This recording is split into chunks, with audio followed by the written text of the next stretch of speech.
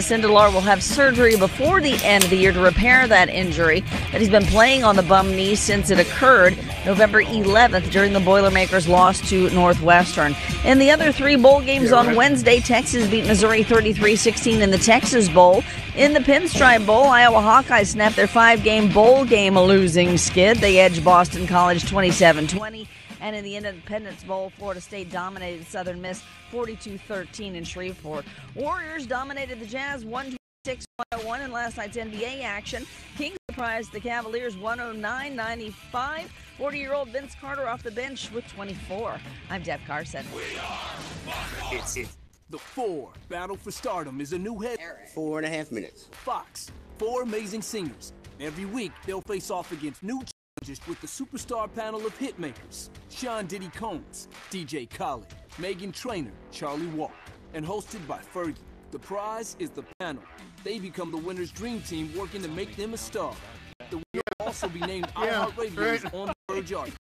The 4 Battle for Stardom, what else to do here. premiering Thursday, January 4th on Fox. I'm Dave Marley, president of Marley Drug. Are you taking Viagra?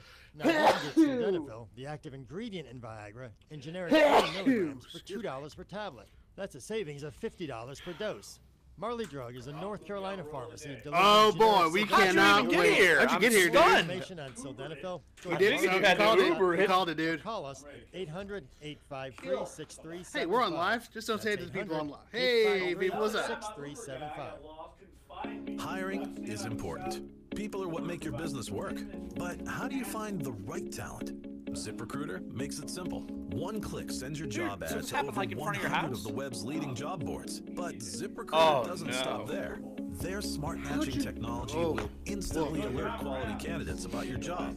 That means you'll start getting great candidates with the right experience almost as soon as your job is posted. No wonder 80% of employers who post on ZipRecruiter.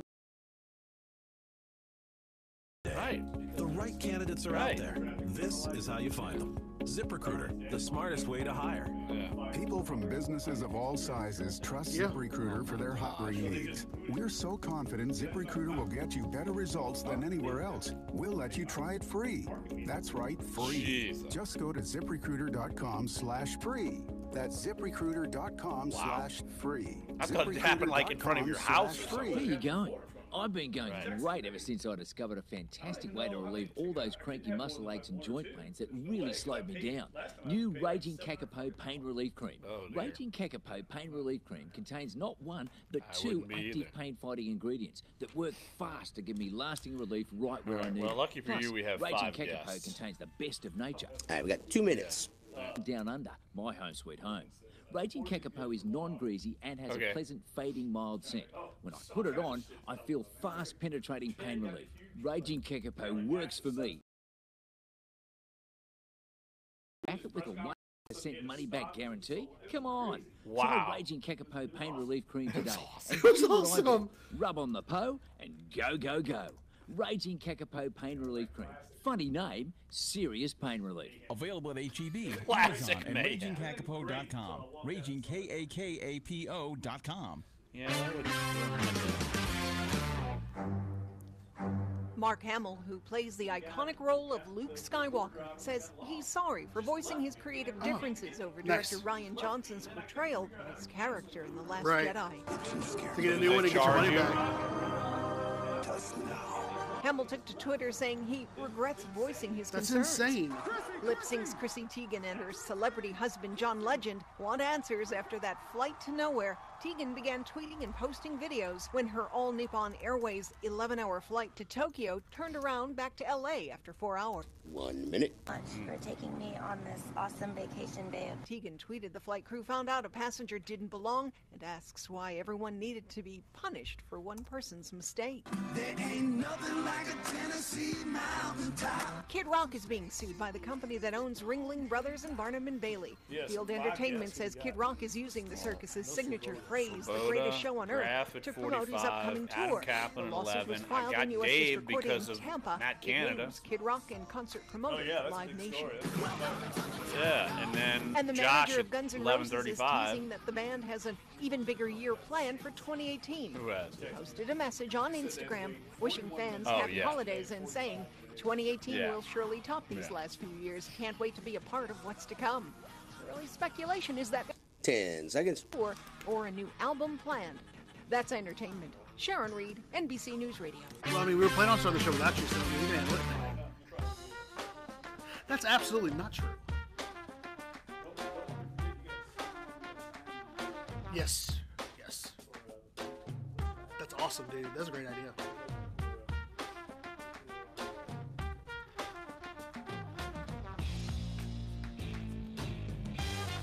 Dunc and Holder on a Thursday, December 28th. Larry Holder, Jeff Dunc, and Clyde Verdun is back in the house. Good morning, everyone. It has been an interesting morning, to say the least. We've got a ridiculously packed show today. It's unbelievable how many guests just decided they wanted to come on the show, or we lined up, and news and notes, and way too much to talk about today. So we'll just get it started as far as the guest list is concerned. Around 10:30, we will talk with longtime New Orleans broadcaster and, of course, key member of the amazing Mets from 1969, Ron Swoboda. We'll talk with him about having to make good on a bad Saints bet. Sounds familiar. As everyone knows, I have to shave my head because I had no faith once the Saints went 0-2 and looked pathetic against the Vikings and Patriots. Jeff said they'd still win 10 games. I immediately said I would shave my head. So we are going to talk with Ron about having to deal with public humiliation and probably some other topics as well. 10:45, we will head up to Philadelphia. Ty Graffagnini, the voice of the Tulane Green Wave, he is up there as the men's basketball team will open conference play, AAC play tonight at Temple. Of course, this is your flagship station for Tulane men's basketball here, Sports 1280. Then, top of the 11 o'clock hour, we'll talk with NFL insider Adam Kaplan, a longtime follower of the NFL, and he's based up in Philadelphia as well. So, Eagles and their situation, the Saints, the NFC playoff race. Then we will go to Chris Dave, of course, covers LSU and does many other things here at NOLA.com and Times-Picayune. The latest on the pending divorce, it seems like, between Ed Orgeron and Matt Canada. It sounds like, as far as our reporting, that after the bowl game, it's expected that Matt Canada will no longer be the offensive coordinator. Huge news up in Baton Rouge. Then around 11:30, 11:35, we'll have our own Josh Katzenstein, of course, covers the Saints. We'll talk with him about that. Pelicans' big win last night. Sugar Bowl's in town. Jeff, it's unbelievable how much we got to talk about. Yeah, today. it's a pack. We could actually use 3 hours. We could probably use 7 to get to everything today. What about Rajon Rondo last night? Unbelievable. Amazing. Just a joy to watch, too. As a former broken-down old point guard, I love watching field generals. That's not the right word. What's the word for a point guard? Court general? Court general? I don't know. I love watching a guy that just cares about passing, not scoring. And it was really fun to watch him. He could care less if he ever made a basket, which is probably good because he's not the greatest shooter. But setting up his teammates, and the Pels right now, when they share the ball like that, they're pretty scary, offensively at least. They overwhelm Brooklyn. Brooklyn never really had a chance. And look, I just came from the Sugar Bowl media days. Big media presence in town. A lot of people in town already for the interviews. I was Brent Venables, the defense coordinator for Clemson. Talked to Clemson's some of their defensive linemen. They've got 3 first-round draft picks on their defensive line. Big time. Clemson seems like they keep producing great NFL defensive players outside of Stephon Anthony. But everyone else seems to be okay. But, look, it's a huge matchup. And, Jeff, I know you were going to be pulling off the double. You'll be pulling off Saints-Tampa Sunday, flying back Monday morning, and doing the Sugar Bowl Alabama against Clemson, a national semifinal. And we're going to have our crew in Orlando covering LSU Notre Dame. And so all of this, so much going on heading toward the beginning of the new year. And, oh, by the way, Saints are in the playoffs, and they're trying to clinch the division. So, and Pelicans are winning. And, Jeff, the most important news of the day. Are you ready for me to make the announcement? I'm not sure where this is coming from. Oh, I do know where it's coming from. Yes. Okay. This is big news. So here's what's going to happen with my head of hair. It will be gone. Big announcement. Time, date, place. Here we go. Next Thursday, a week from today, January 4th, from 4 to 6 p.m., I will be scalped at Tracy's Bar, Magazine and 3rd Street. Yeah.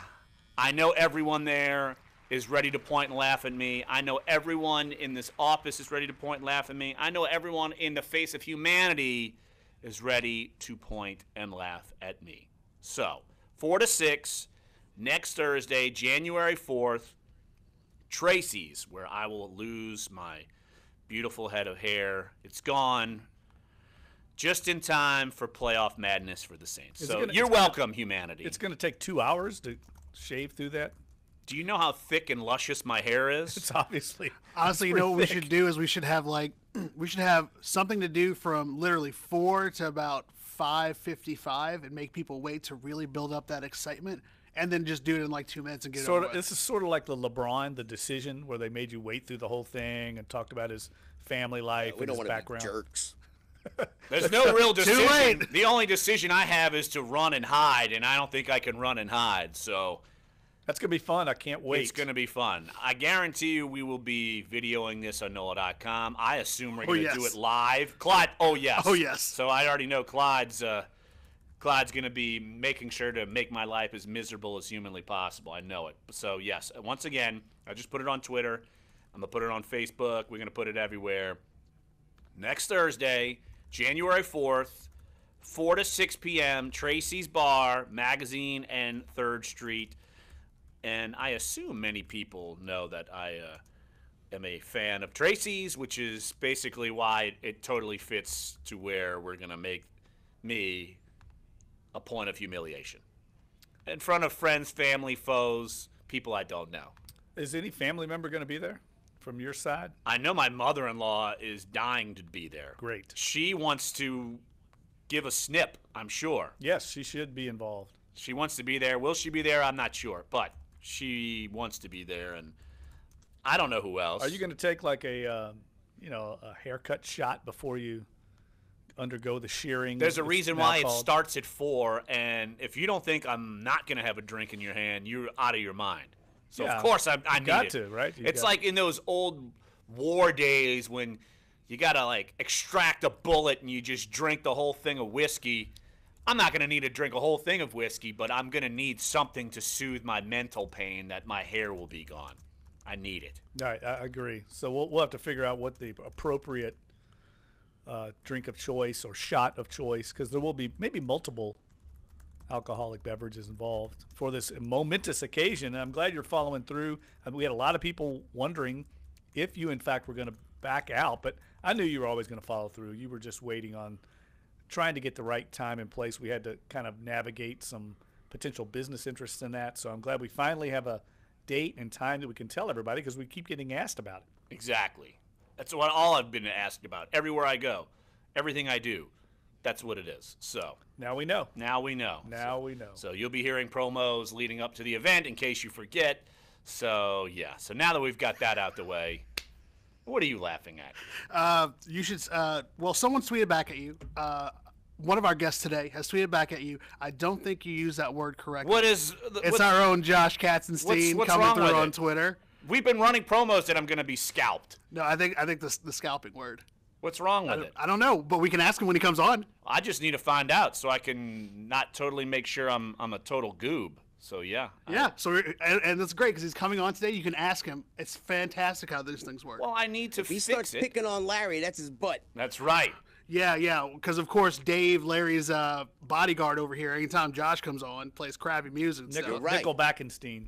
There you go, Jeff. Now he's going to make fun of, he's going to cry, and he's going to do whatever. So, anywho, why don't we take a break on the show, and when we get back, let's talk Pelicans, because we've got segments lined up for all kinds of things throughout the show. So let's talk about this coming back here. So Pelicans, big win. They've won 3 in a row. Convincingly, they've won 3 in a row. And Jeff, They're 2 games above 500, ready to rock. But let's not be shocked here. Oh. A voice of reason chiming in. We anticipated this. I'm shocked. Here's what I would say, though, in an encouraging tone. The way they're doing it, it's not that they're winning. They're dominating teams, and really offensively, I think, starting to get some contributions from a lot of different people.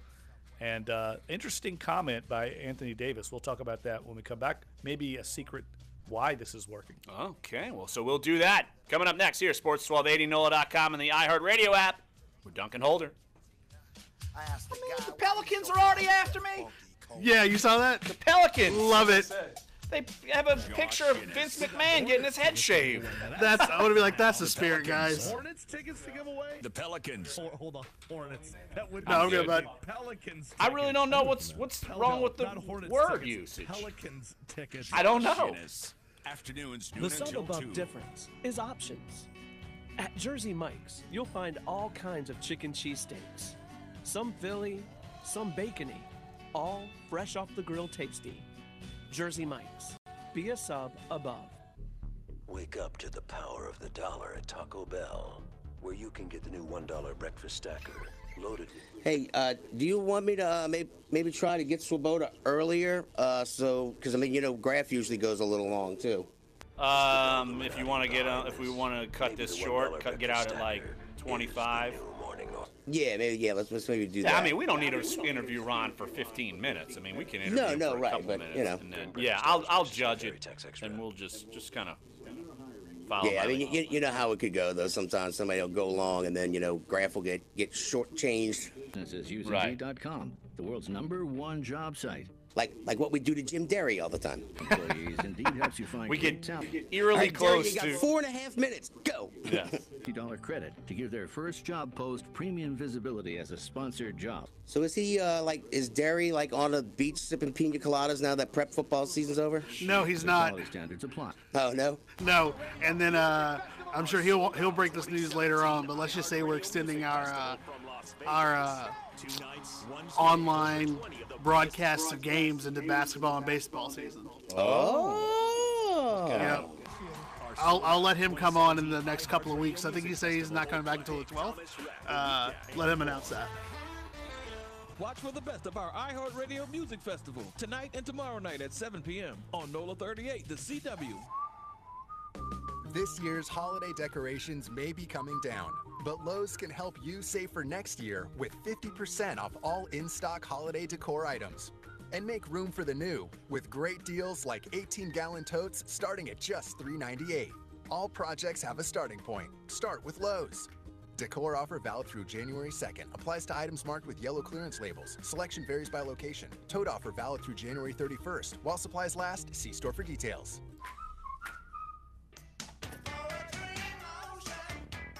This is Dunc and Holder on Sports 1280, New Orleans.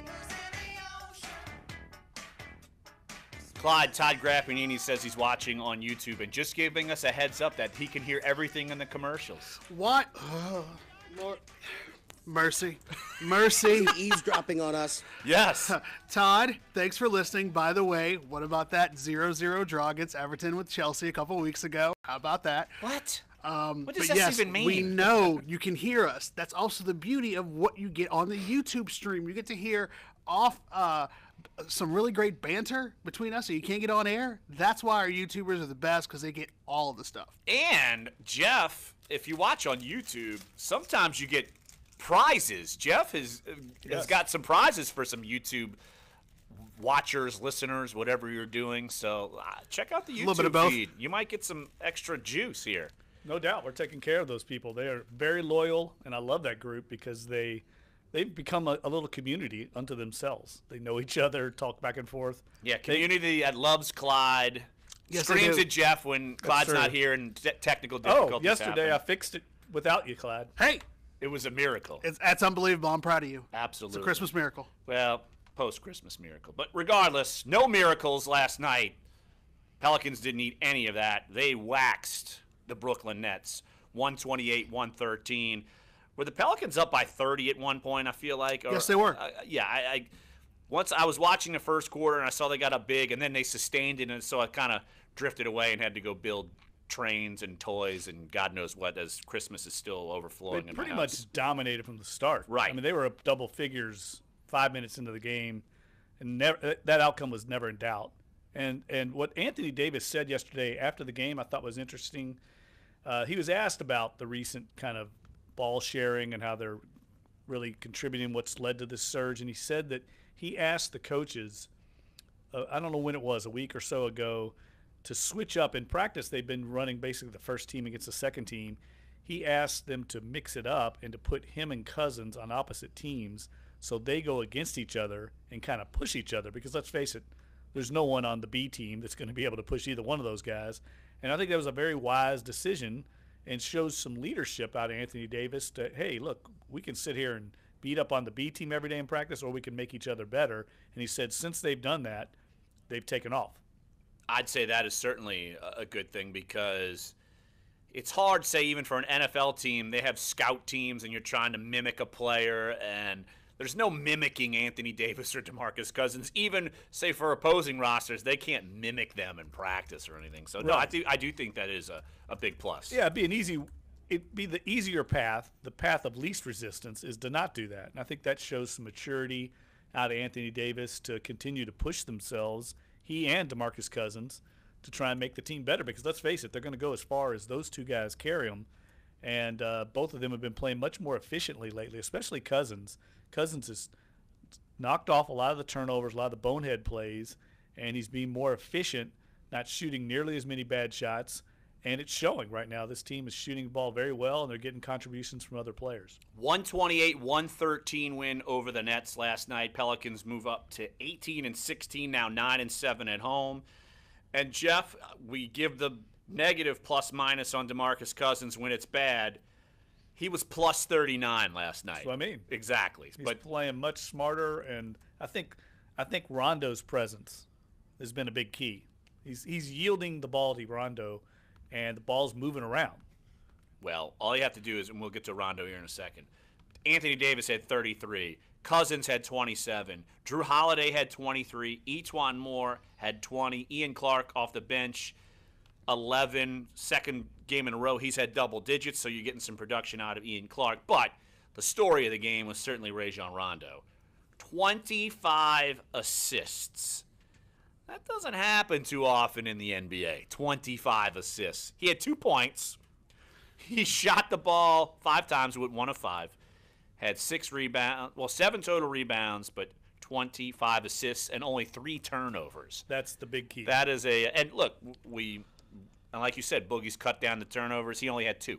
So good things going on with the Pelicans. And look, we talked yesterday with our own Will Guillory leading up to this game, and this is a stretch the Pelicans have to take advantage of. So far, they're taking advantage of it. Won their last 3 games in a row. You can look at the schedule, and you could chalk out, okay, Pelicans should win this game, X, Y, Z, A, B, C, and they're all in a row. And I'm talking through the month of January. You could see that, where there are games you should point to and say, Pelicans should win that game. And you'd be kind of befuddled if they didn't win a certain amount of these games. Right. I think we're going to see what they're made of now, not having letdowns, mentally how this team is. And just to go back to Rondo's 25 assist night, Elias had a bunch of interesting statistics to kind of show just how rare it was. It was the 16th time in NBA history that a player was credited with 25 or more assists. He's the 12th different player to do it. But this was what I thought was interesting. He accumulated his 25 assists while playing only 30 minutes, 18 seconds, by far the least playing time for a player producing 25 or more assists in NBA history. Then he also became the first player to do it in nearly 22 years. That's the longest span the NBA has gone without a 25-assist game in its 72-year history. Jason Kidd has generated the last 25-assist game back in '96. So it's been a long time since that happened. I mean, they've had great point guards like Chris Paul here, and he hasn't even done that. So, yeah. And the team had 40 assists last night, which is also a franchise record. Well, I would assume if one player had 25, you'd probably have a couple more around there. So I would assume you'd be reaching some club records. I know there. one thing, Carmelo Anthony's never got 25 assists. He's missed 25 shots in a game. I bet I don't you. know if Anthony's got 25 assists all year. He might not even have 25 assists all year. The just shots at Hoodie Mello, man. Shot at Am I wrong? Am I wrong? I mean, you're probably not. Volume but still, shooter. man. I love that term. Volume shooter. I love that. You know what that means? Gun. Every player in the Ball NBA hog, wishes that's what they it were means. a volume Hired shooter. or otherwise. Yeah. I bet you they'd make 30% if they shot 40 times a game. Yeah, if I shot 40 shots a game, I could average 20 points a game. That's my whole point. I think you got a career in the NBA. I'm going to talk to Rhonda. I've decided one of the things I want to talk to him about, because I've always contended, I don't understand why passing isn't as valued in the NBA, in basketball, as it is in other sports. I mean, like, in my opinion, the point guard is much like the quarterback in an NFL team. I mean, he has to make the pass that sets up the actual, maybe the touchdown or the basket. But it's not valued. It's not prized as much. What's much more prized is the dunk or the three-point shot. Well, Jeff, that's like in any sport. I mean, you're not going to value the guard who's making it happen. You're not going to value as highly. Well, you value the quarterback that makes the great pass in the NFL. Yeah, but he touches the ball every play, and so gets does the point guard. He gets touchdowns. It's not like Rondo gets throws points. the pass. I understand it's that. the exact same thing as a touchdown pass. It's the exact same thing. He not throws the ball. He's not specifically scoring the points. Aaron Judge is going to get all the pub. Billy Hamilton is not. Drew Brees isn't scoring. In a fantasy football league, you get touchdowns. You get points for both. Right. You don't in the NBA. That's the only reason. Right, because you're not specifically neither is Drew Brees. He's not crossing the goal line when he throws the ball to Mike Thomas. I can't reinvent the rule book, Jeff. I'm just saying it's the same stat book. But it's the same skill set. It's the same. In my opinion, it's much harder to make a great pass than it is to make a great shot, because you have to synchronize with your teammate and you have to navigate the defense. So there's multiple things going on. It's much easier just to pull up and shoot a three-point shot by yourself. You're not navigating any of that, maybe the defender, but it's much more difficult, complex to make a great pass. But it's not valued like a shooter is. Well, sometimes you can make an assist and it's just an easy pass and the guy just hits a shot. Well, they're all assists are not created equal. Well, no, not exactly. But in 25 assists, most of those were probably a little combination of both. All right, well, Duncan Holder's not going to reinvent the stat book today, even though Jeff's trying his best. I get where you're coming from. the pass. I get where you're coming from. I'm just telling you that's the way it is in every sport. And yet the quarterback. No, the quarterback in the NFL is revered because he can throw a pass. And how many times we hear, look at that pass by Brees. He threaded the needle through two defenders. Incredible. It happens in the NBA, and everybody's like, what a dunk. Instead, they value the dunk, not the pass between the two defenders that set up the dunk. How much do you talk about the 50-yard pass between Drew Brees and Ted Ginn? Is it Ted Ginn outrunning the defensive backs, or is it Drew Brees getting the ball? It's both. The dime that Brees dropped to Mike Thomas. That was also nice. That was sweet. And Matt Ryan dropped a dime to, was it Julio Jones down the left? Yes. I thought you were going to say Marshawn Lattimore. That was a big time. That was pretty good defense, and it was just a great pass. This will be an endless argument, but we need to end it right here. Commercial, right? Yes, coming up next. Yes, that's what that music means, Pay the Jeff. bills. Coming up next, Ron Swoboda, longtime New Orleans broadcaster. I want to hear about his painful loss of a Saints bet. This was a Dave and Jeff special, basically to torture me. I'm looking forward Y'all to this. both This is gonna be did fun. this on purpose. So Ron Swoboda coming up next here, Sports 1280, NOLA.com, and the iHeartRadio app. Duncan Holder. Your forecast on Sports 1280, New Orleans. We could spend 2 hours just going debating that one. I came back in here. I didn't even know you were on the air. I thought you were off the air. I did as soon as you walked back in. You were talking about like the YouTube crowd. I thought we were just talking. And all of a sudden you go, well, let's go back. I go, we're on the air. I could have said something that would not have been good. And that's, Todd, why the YouTube stream is the best. Jeff, that's the test. Skies. From the Fox 8 Weather Center, I'm meteorologist. Sure you don't curse. Have a great day. You'll never know when you're on or off the air. In the French Market District, Crescent Park, from 8 p.m. till midnight. I still don't understand what how my word of scalping is.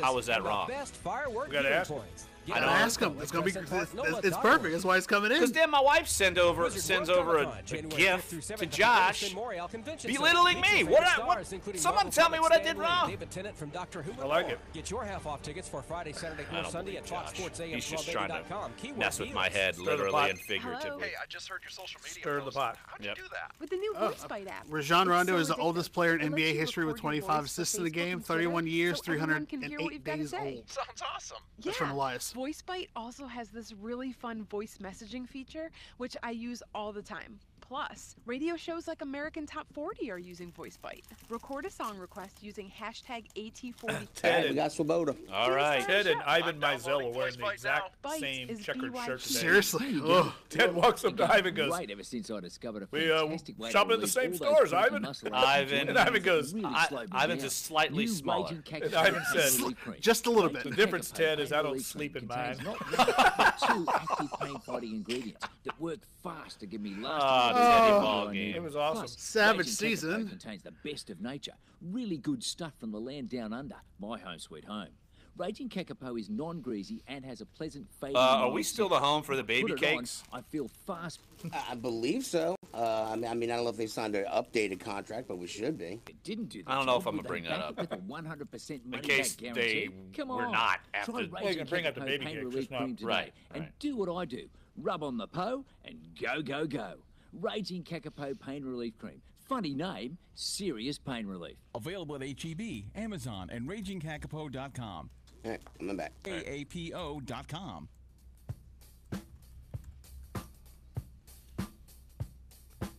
New Orleans sports talk about your favorite teams. Sports 1280.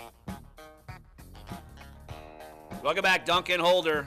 Okay, if you missed the beginning of the show or if you're not on social media, my day of reckoning is coming. Thursday, January 4th, a week from today, 4 to 6 p.m. at Tracy's on Magazine and 3rd Street. I will have my head shaved because Jeff was the loyalist who thought the Saints would still win 10 games after going 0-2. I chimed in immediately and said there's no way in hell I would shave my head if the Saints win 10 games, and now I've got to pay the piper. So, Jeff got an interesting email from a listener, Jeff. Why don't you explain it and segue into our guest, because I'm going to be in the the same pain as our guest. Well, our next guest is Ron Swoboda, of course, longtime New Orleans. New Orleanians in general will remember Ron when he was the sports director at WVUE, and I think he had a very similar experience. And I'd like to ask Ron to kind of explain it better than I can, because I was not around in New Orleans then, but I'm sure it's still burned into Ron's memory bank. So, Ron, can you take it from there? Can you set it up for us? What exactly happened? Well, that's back when if the Saints finished 500, right. We thought that was an event. And I said if they beat 500, I had this wild-looking pair of boxer shorts with these Saints symbols all over them. I said I'd wander down. If they beat 500, I'd wander down to One Shell Square and drop my trowel and parade around in these boxer shorts. And, obviously it's a publicity gag, and they didn't break 500, but they reached 500, and I went close enough for government work.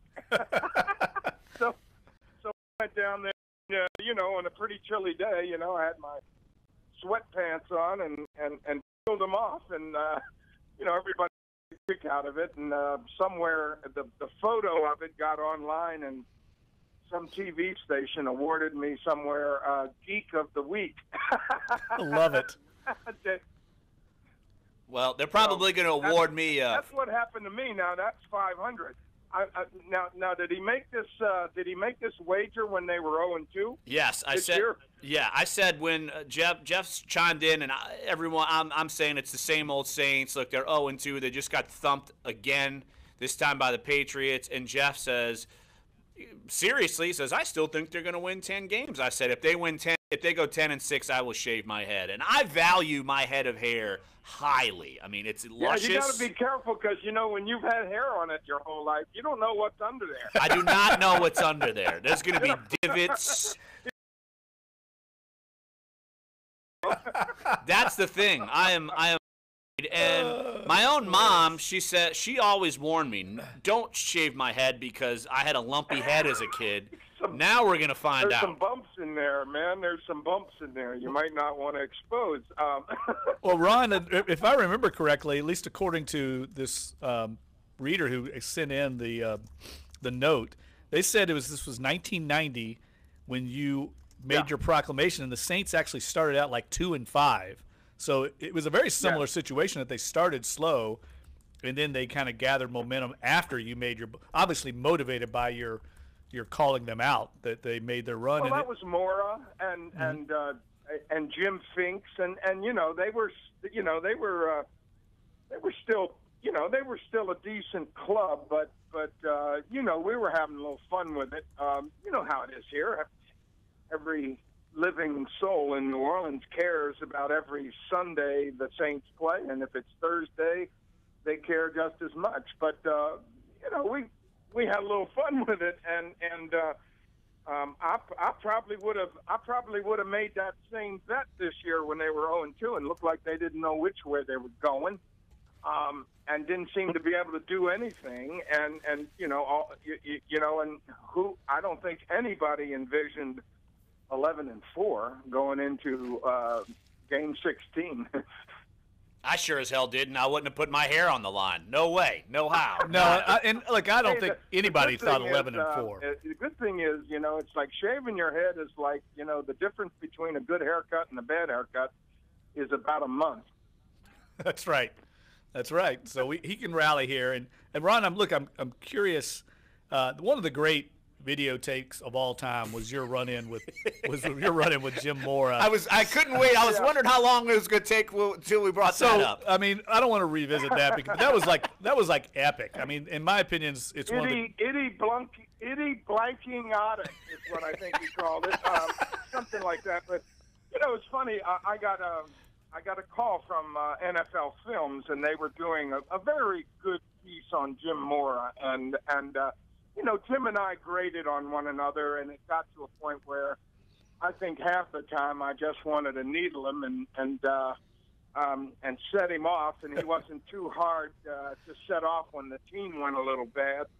And you know, they were down at the end of the season, and I had, you know, they were playing a game on Sunday that if another game went the wrong way in the middle of while they're playing the game, this game would be meaningless in terms of the playoff. Well, I didn't probably put it in the best of terms. I said the game all of a sudden becomes useless, and well, Mora went completely off from that one. And you know, it was like, useless? I never played a useless game. You ever play? These guys don't play any useless game. And you know, he went on his whole rant about that, and you know, and all I was, you know, I asked 5 players the same question, and they all just answered it. You know, it's like, look, you go into a football game, whether you win or lose, whether it means something or not, you're going to get the crap knocked out of you. So you got to get ready to play football, and you know, and that's always true. But I just asked the question, and it went all wrong. All wrong. Ron Swoboda joining us right here on Dunc and Holder. Larry Holder, Jeff Dunc, and Clyde Verdane here with you. At our NOLA.com Times Picayune studios.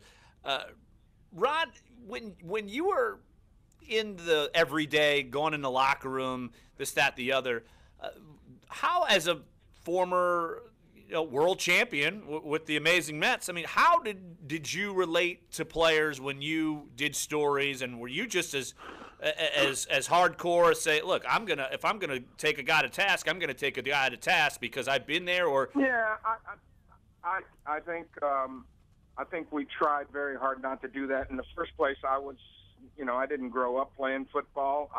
I tried very hard to learn a little something about it. I just wanted guys to explain it to me, what happened, and see if that coincided with what you thought you saw. I talked to a lot of football players. I had pretty good relationships with the team guys. I didn't take any. I wasn't out there to take shots at them just to make myself, a reputation. I didn't feel like that was it. You know, those guys earn every nickel they get. And back then it was the same. And I had good relationships with Ricky Jackson and even John Fourcade when he was playing. Bobby Hebert. These guys think. I think they knew I respected them, and they would talk to you about some things, and you'd protect their privacy if it was something they didn't want attributed to them, but it was good information. We had a good relationship, and I don't know if that same trust is there now with as much media as there is. You know what I'm saying? Yeah. As much media, I agree. Yes. as there is now. There's so many different outlets. Online, bloggers. It's a different world that they have to. As all this, all this Twitter and Facebook and all this other stuff that bloggers and stuff that impacts their lives that can really, cost them public relations. If the team is probably, I don't know how they keep track of all the stuff coming out, because information used to just come through the PR department and a few players if you could get them to talk to you. Now, every player is Twittering and Facebooking and all kinds of stuff. I don't know how you keep a handle on all that array of information. Hey, Ron, of course you broadcaster for New Orleans Baby Cakes. Look, you could hear that on here on Sports 1280, all the games. And I love those baby cakes. How much momentum did you see with the name change and just kind of the shift in the franchise now that you're a couple months away from the season? Something.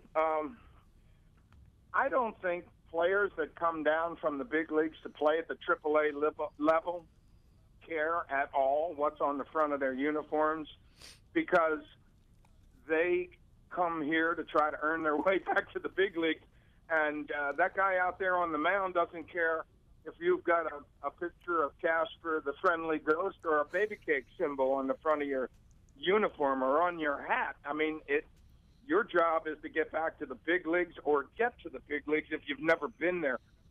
What the team found out is the logo and the redesign from a marketing standpoint was a huge success for them. There was obviously a little disturbance in the culture here in New Orleans when they changed the name. A lot of folks my age probably didn't care for it, but they've sold so much stuff online and in their shops. It's funny, and I think as time goes by, like everything, people get used to them. They'll get used to it. The Pelicans, when they came out of, the basketball team, when it came out of North Carolina, they weren't the Pelicans. They changed their name, and of course, the Pelicans might be a little more, intrinsic. New Orleans, the baby cakes was a little veer off the path, and actually, from a marketing stance, it's been a great success for the team. Ron, the Baby Cakes parent club, the Marlins, Florida Miami Marlins, made waves. Yeah. Made waves last month trading Giancarlo Stanton to the Yankees. What was your take on that trade? I mean, Derek Jeter's taking a lot of heat for it. Yeah, they will. I mean, they're moving him. They moved Ozuna, the other outfielder who had a good year. They're gonna, if they had, good grief, if Jose Fernandez was still alive, he might be on the block. Although the exception for him would be he's Cubano, or he was Cuban, and filled the place up every time he pitched. They were going to have to cut that salary. That contract is back end loaded to Stanton. It's about $260 million or $360 million. I'm trying to pluck the number out of my head, but the club needed to get out from under those numbers. They're not going to draw there until, I think, they put more Latinos, more Cubanos, quality Cuban players on that team that sits in that stadium in Little Havana, outside of Miami. unless you give those folks around the ballpark some Cubanos to follow, I think you're not going to draw, and it's a problem, and it may inure to our benefit just because all of these deals they've made for Stanton and Ozuna have brought them young prospects that we think are going to come through New Orleans on their way to the big leagues, if they can make it that far. But we're pretty sure it'll help us down the road. They're pretty young players in those deals. Not many of them are going to make the big league roster. They got a couple that might be outside shots at it, but we're going to benefit from some of those guys because they're going to play in Baby Cakes uniforms and play right here in New Orleans. And they got some good talent in those deals with Ozuna to St. Louis and Stanton to the Yankees. I know my New York Mets aren't very happy about Stanton, in that kind of a deal because the Mets, unfortunately, did nothing, next to nothing in the winter meetings. And by comparison, the Yankees are overwhelming them right now. Well, Ron, I'm glad you only had to dance around in your underwear very temporarily. I'm going to have to wear mine on TV and checking out your ball head and humanity. Yes, exactly. But Ron Swoboda, always great catching up with you. Great stories. You guys are gamers, man. Keep doing it. Thanks, Ron. We really appreciate Thanks, it. Ron. All appreciate right. it. All right. Care. That's the great Ron Swoboda, of course, longtime broadcaster here in New Orleans and former World Series champion with the 1969 Amazing Mets. So made the catch in the World That's Series. what he's forever known for. And pissing Jim Mora off to no one. I don't know. He might be more known for that than the catch now, as viral as this society is. I think that if you haven't seen that, by the way, you need to Google it. It's on YouTube. Just Ron Swoboda, Jim Mora, and I hope your ears are confrontation are okay with the best part vulgarity. of it. The best part of it is how Ron does not back down from Jim Mora, and at the end, actually, they come to a harmonious conclusion, and it's hysterical because it looks like it's going to develop into maybe actual fight. Real and fight. at the end, they're like, okay, let's agree to join hands or something. It's so be funny. friends. Yeah. It's hilarious. Well, speaking of friends, let's go catch up with our friend Todd Graffinini up in Philadelphia. Tulane taking on Temple tonight, so we'll talk about that. And, of course, a little Saints talk with Todd and now all's well in the Todd world. Thank goodness, because last week was doom and gloom, man. That's I felt like Lucy Van Pelt. Exactly. Deposit 5 cents in the can. So let's go to break here. Sports 1280, NOLA.com, and the iHeartRadio app. Dunc and Holder.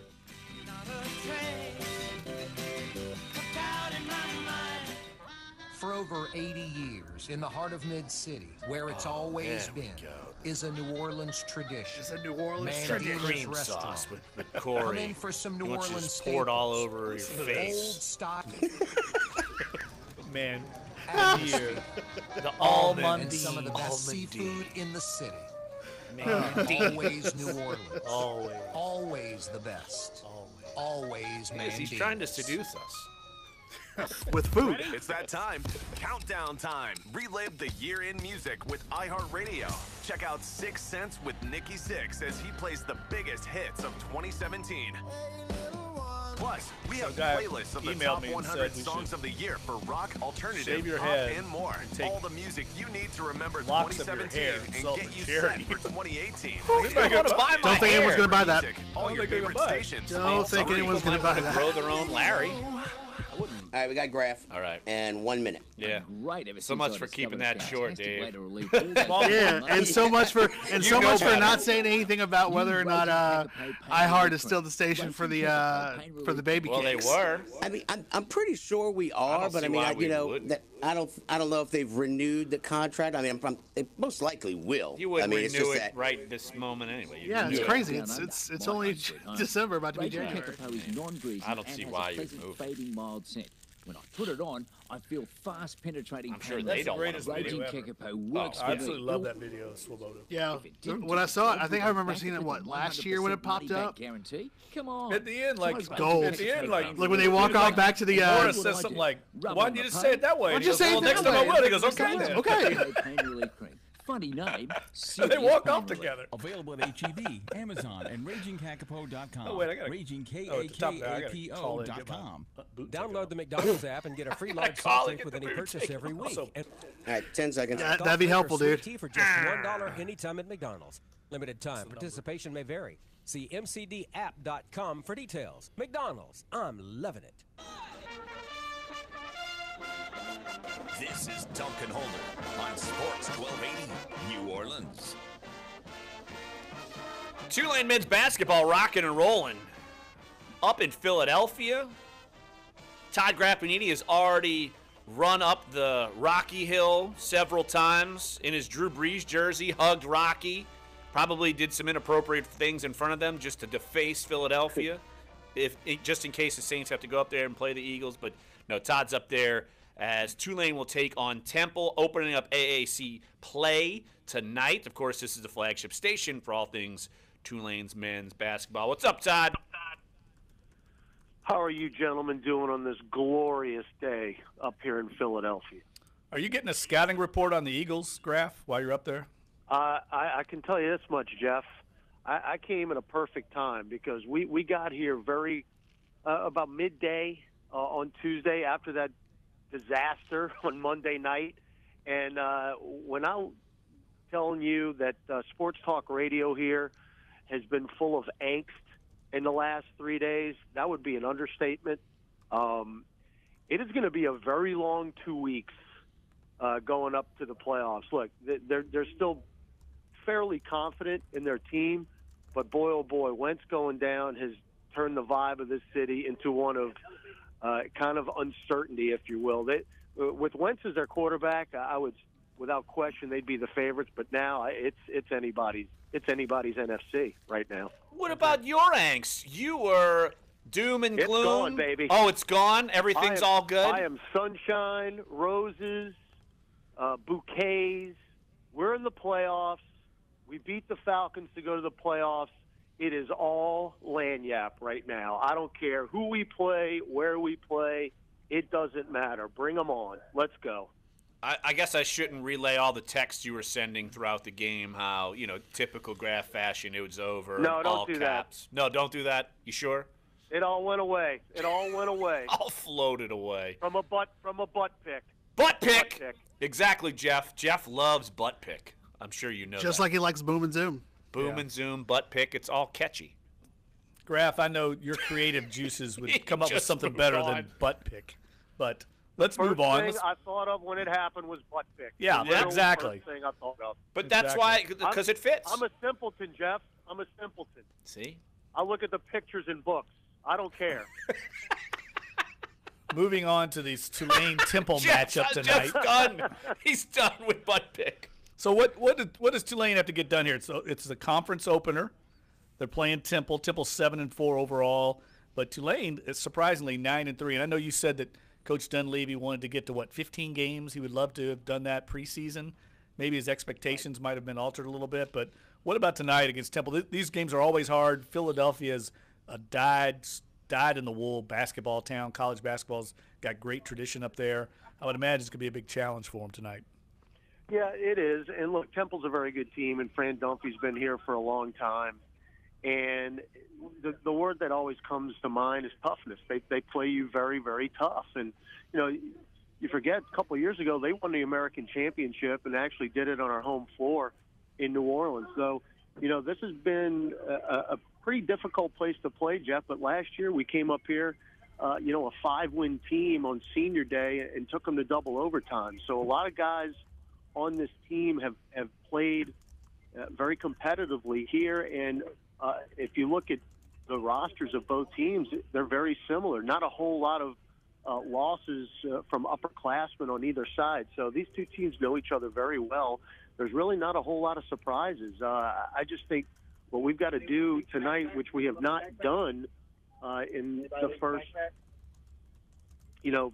couple of road games, guys, is make shots early in the ball game. I think that is going to be very, very important to come out and score early and stay in the ball game.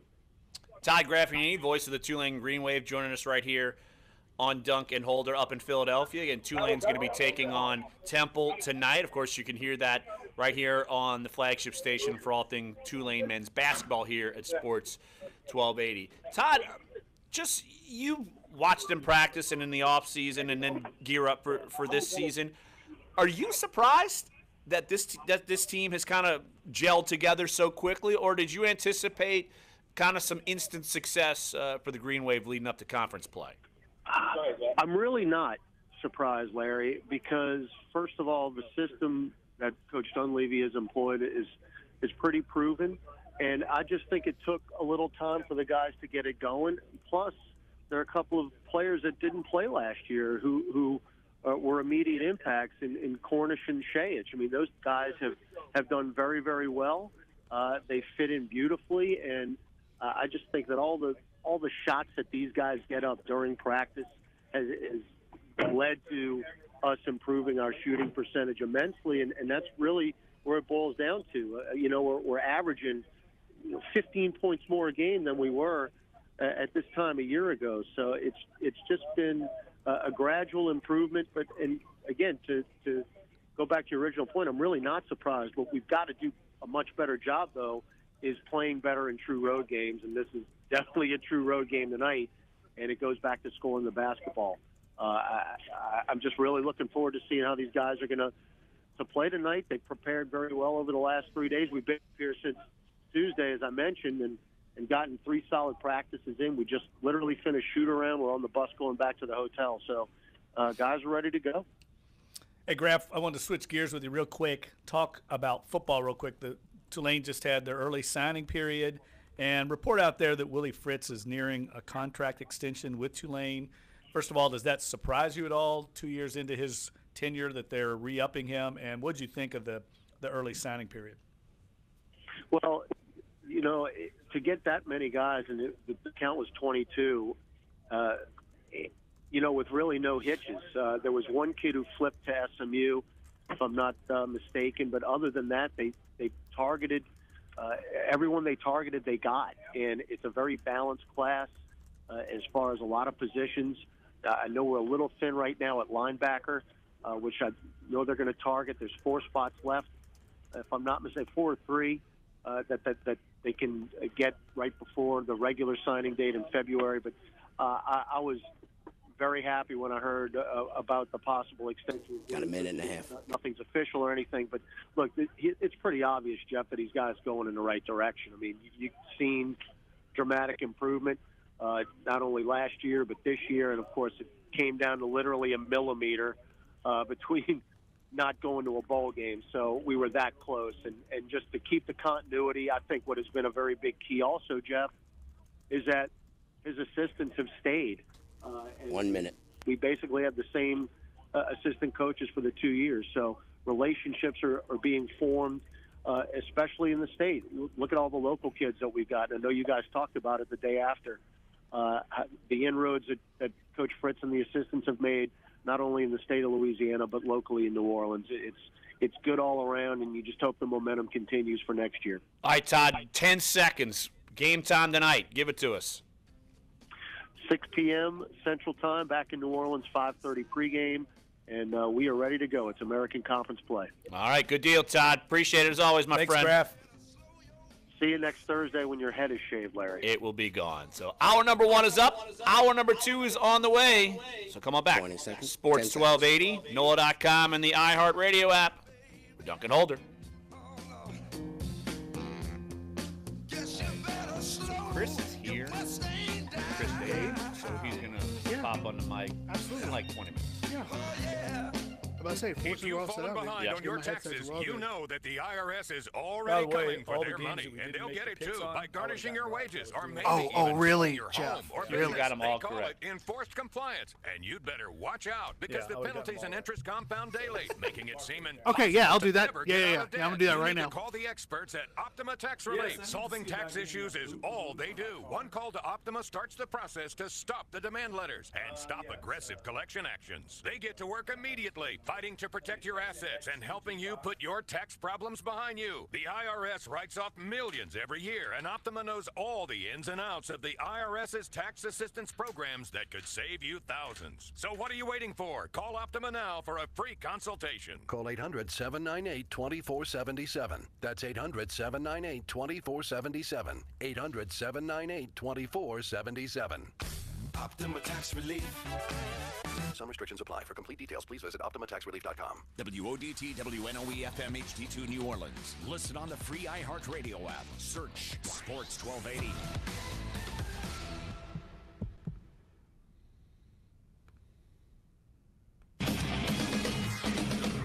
Fox Sports trending now.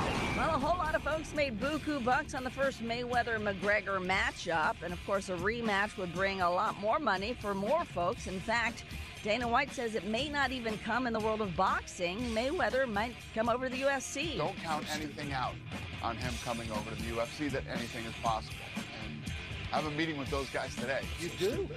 With Floyd and... Well, with his crew, yes. That was Dana White this morning on Fox Sports 1 Undisputed. NBA news, Rockets guard Chris Paul remains out for tonight's game in Boston because of a left adductor strain. College football news, Purdue coach Jeff Brom says quarterback Elijah Sindelar will have surgery before the end of the year to repair his torn ACL. He's been playing on the bum knee since the injury occurred back in November during the Boilermakers' loss to Northwestern. Last night, he threw 4 touchdowns in Purdue's win over Arizona in the Foster Farms Bowl. I'm Deb Carson. Don't miss college hoops.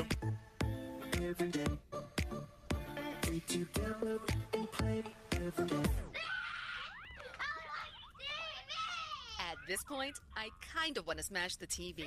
But instead, I went to iPlay.com and downloaded the app and play new and classic games on my computer for free. No sign up and no credit card required. Nothing like a good mystery to take me away, but I don't have time for a movie or novel. So instead, I'm into the latest iPlay games in the Mystery Case Files Adventure series. And when I need a classic, Agatha Christie murder mystery games hit the spot. I get my mystery fix and come away thinking more clearly. No Wi-Fi? No problem. With the free iPlay app, I can play my games offline and tune out. I'm so glad I went to iPlay.com and downloaded the app. It's my daily sanity restoration. I play every day.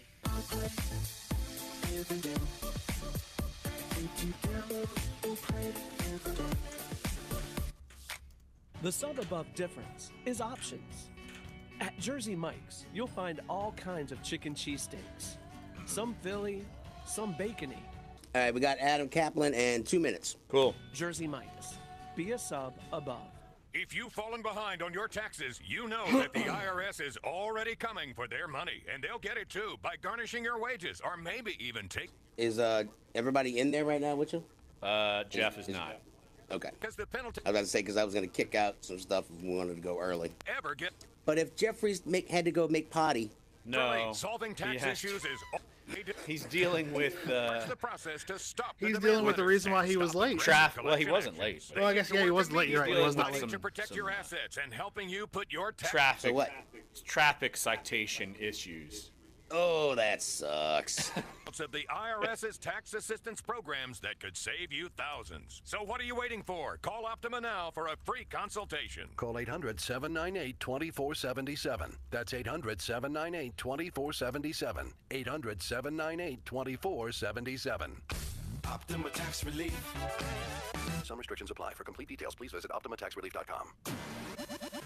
All right, 1 minute. It's facing more than a half dozen lawsuits after admitting it slowed older iPhones to compensate for poor batteries. Mark Mayfield has more. Attorneys for iPhone users have filed 8 lawsuits in federal courts around the country since Apple admitted the software tweaked last week. Wait, what? These suits accuse Apple of defrauding people who own devices including the iPhone 6, 6S, SE, and iPhone 7. Yeah, you're right. When you guys leave? You guys leave Friday? NBC News Radio. Well, the man who brought the world the electric-powered high-performance luxury car is now working on an electric pickup truck to take on the country's most popular vehicle. Elon Musk announced this week that Tesla has plans for an electric-powered pickup to rival the Ford F-150. Well, the popular Nintendo Switch will not be getting higher-capacity game cards until 2019, the Wall Street Journal is reporting. 10 seconds. Free of the Yeah, high 10 seconds. cards due to technical issues. I think, Tech Update. Doug Parrish, yeah, we'll figure it out. NBC News Radio.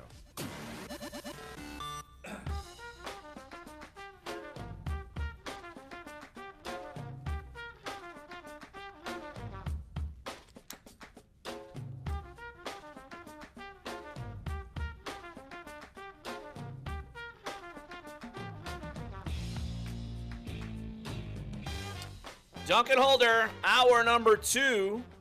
Larry Holder, Jeff Dunc, and Clyde Verdun here with you in our NOLA.com Times-Picayune studios.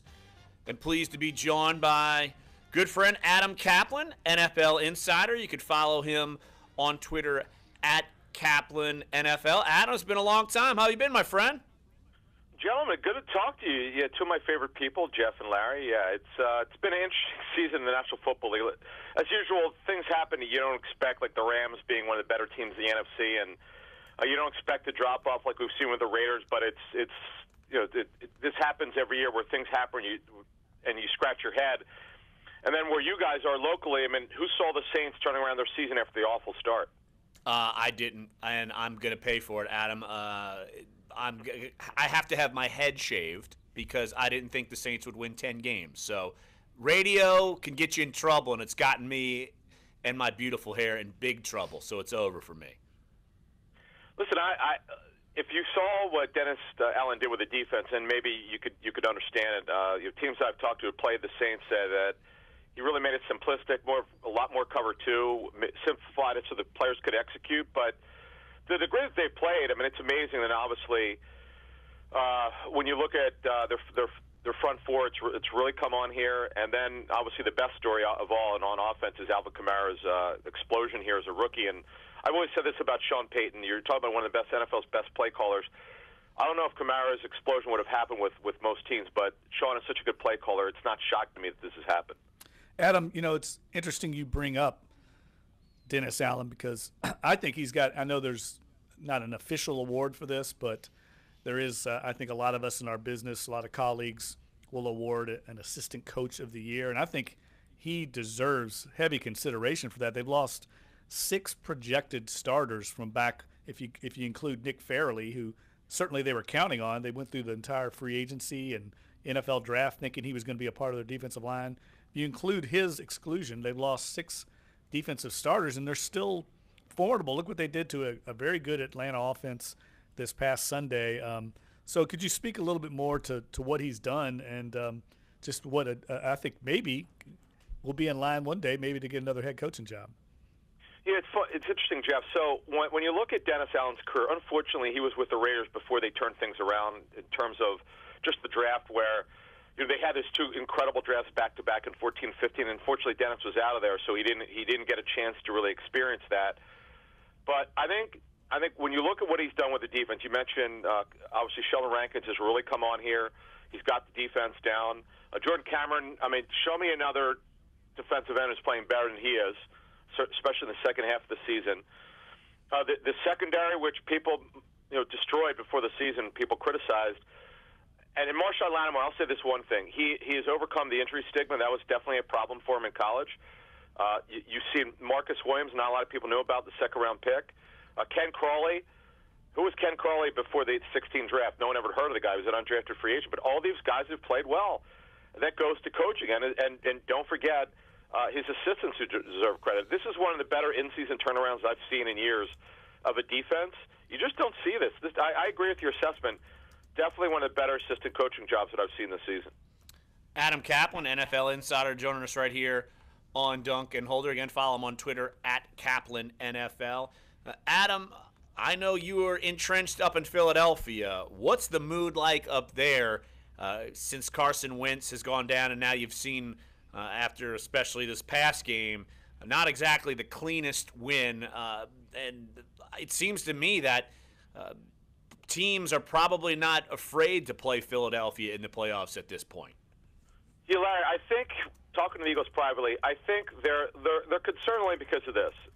Nick Foles has not gotten a lot of playing time. He relieved Carson Wentz when Wentz tore his ACL against the Rams, and then he had a good to very good, not great start against the Giants where he threw 4 touchdown passes, but admittedly he left some plays on the field, and this past Monday night's game was atrocious. I mean, there's no other way to say it. Players were running wide open, didn't throw the football, wasn't pulling the trigger. Now, there were times when Alshon Jeffrey and Torrey Smith were not getting open, and that certainly was a problem where Doug Peterson, the offensive coordinator, well, not the offensive coordinator, he's the head coach, but he calls the plays.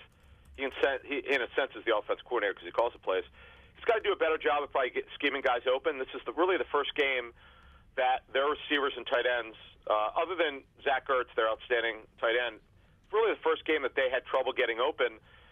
And Doug, and the thing about the Eagles receivers in particular, they're not great. Alshon Jeffrey's a nice player. He's not anywhere close to very good or great. He's just got size, and Doug Peterson does a great job of getting these guys open, just like Sean Payton does. If you look at Sean Payton's receivers and tight ends that he has to work with, other than Michael Thomas, who do you think would even play for another team? And they just don't have very much. But Sean is such a great play caller, and that's the hidden part of coaching, is finding a way to get these guys open.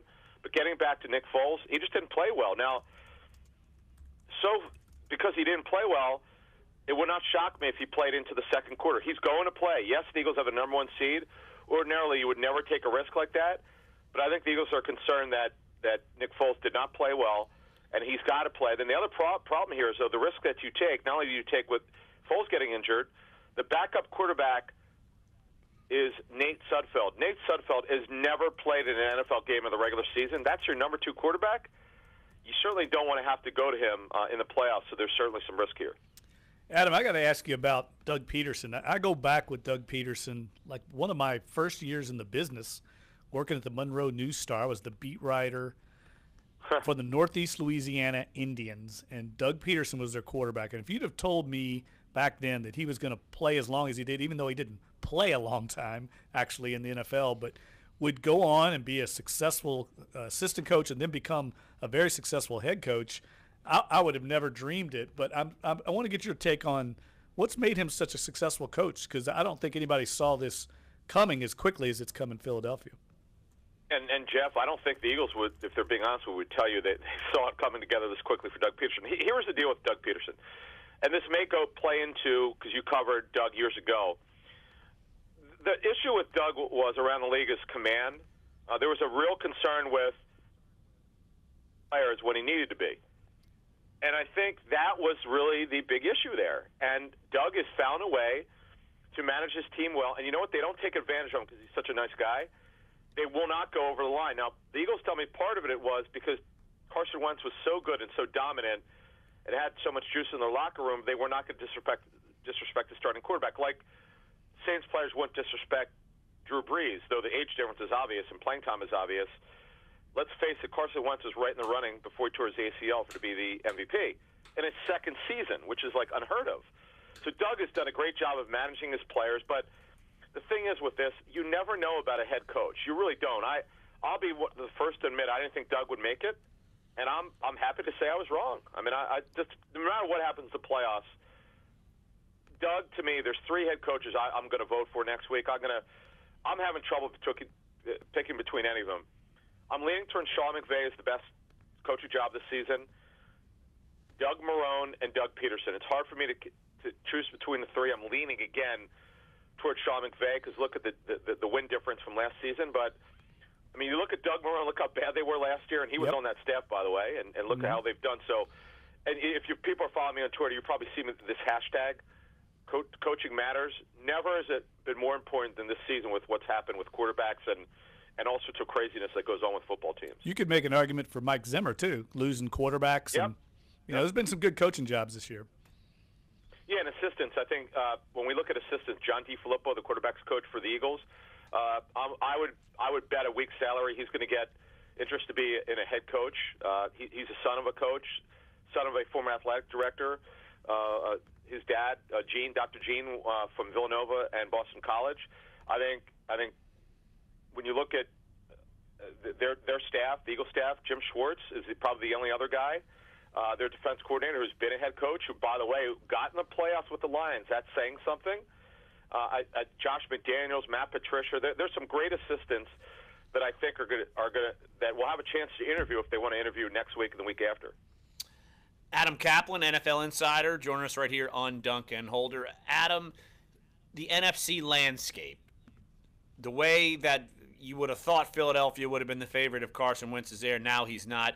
Do you think there's an overwhelming favorite, or is this thing going to be as wide open as maybe we've seen in quite some time in the playoffs? Well, wide open, because right now, although Case Keenum has really played exceptionally well, and kudos to Pat Shurmur, who's another guy I would put on that head coaching interview list. I think when you really look at it, it's wide open. I would lean just slightly toward the Vikings right now. The Eagles are the only NFL team undefeated at home, and that certainly means something in the playoffs. But I think when you really look at the landscape, I think the Saints could go into Philly if they have to and win. They did it in 2013 in Chip Kelly's first year, took the crowd out of it. And I know some people will debate me on this if experience matters. Well, let's put it this way: you'd rather have than not have it with your head coach or your quarterback or your roster.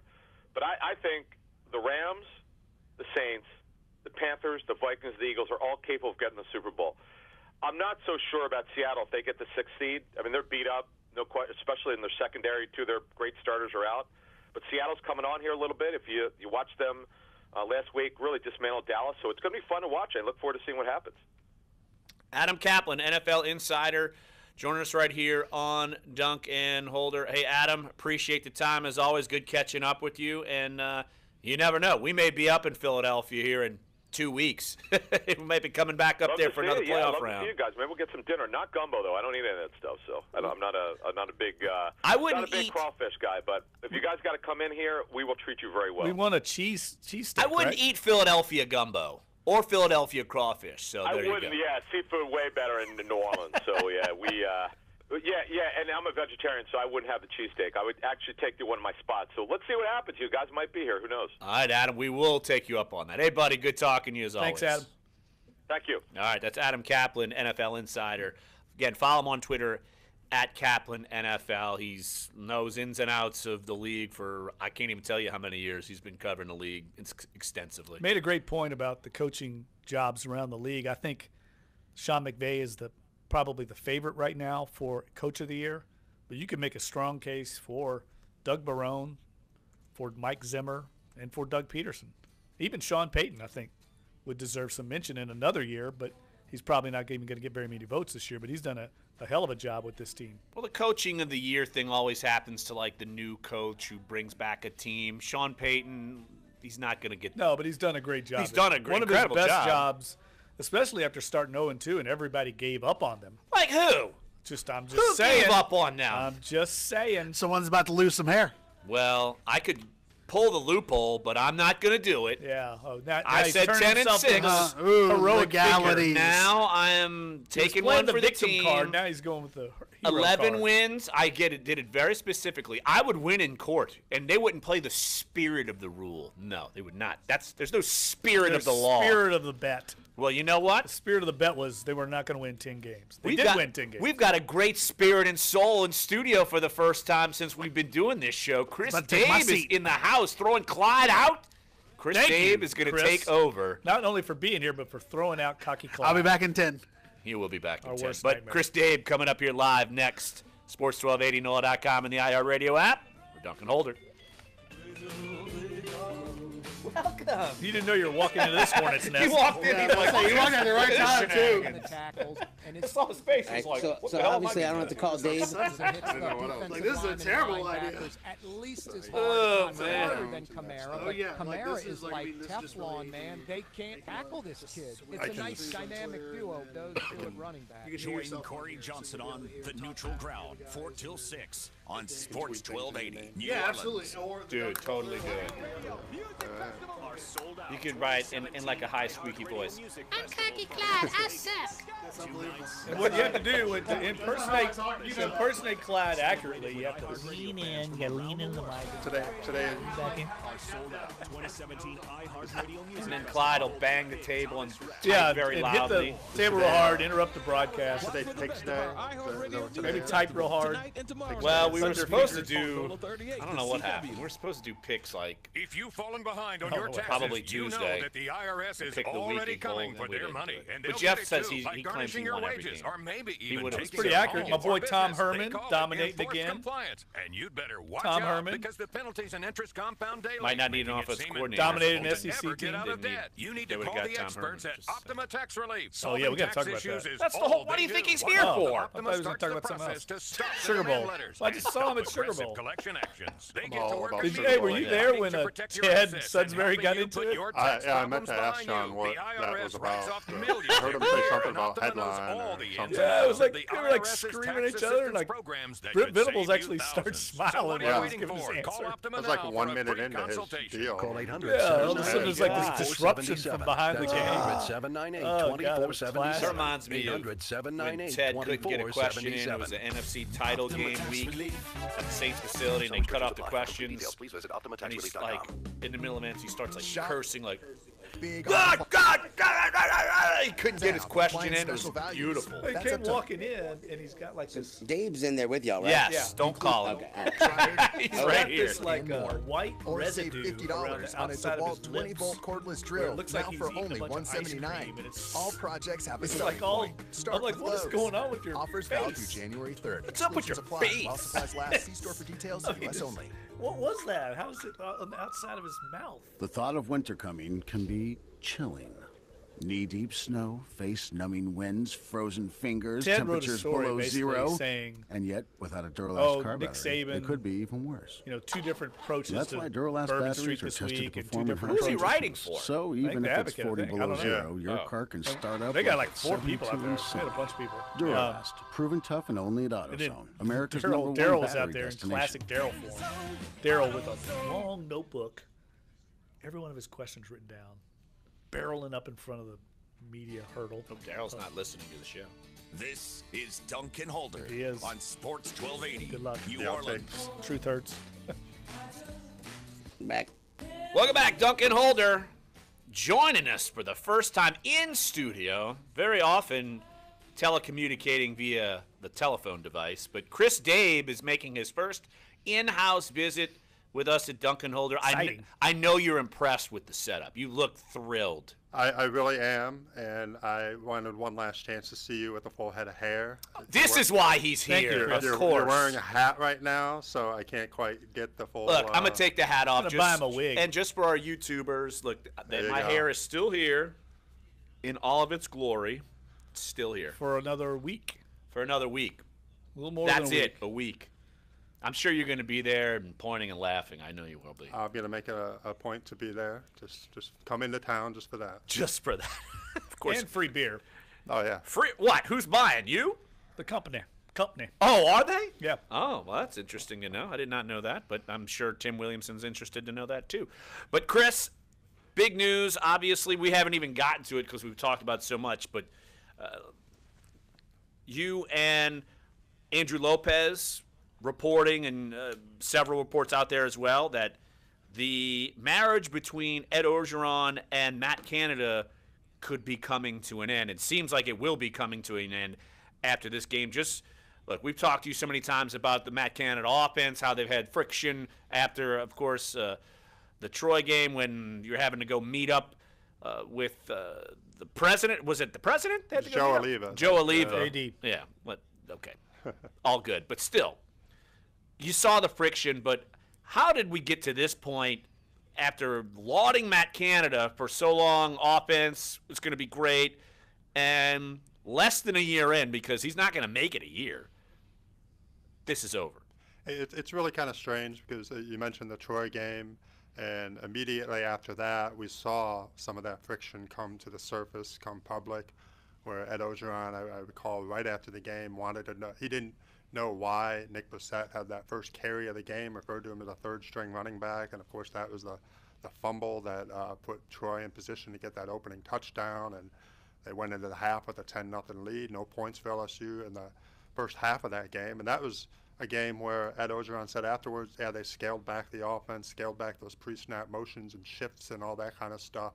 And then the second half, they kind of went back to that. They scored 3 touchdowns in the second half. They had 4 turnovers in the game, so that really, that's really what cost them. They lost 24-21 there. And so you saw a good split right there from one half to the next half. And then that whole week afterwards, where it really was Ed Orgeron saying, oh, we're having these meetings with coaches, with Canada and Aranda and Orgeron, then bringing in Joe Oliva. And it kind of seemed like since then things sort of smoothened out a little bit. They won 6 of their last 7 games, all against SEC teams. And you saw a little bit of those Matt Canada kind of trademark offensive things that I guess you could say, with the jet sweeps leading to some big plays. showed to be a little bit of a big play offense, but it certainly seems that friction is still, that never really entirely went away.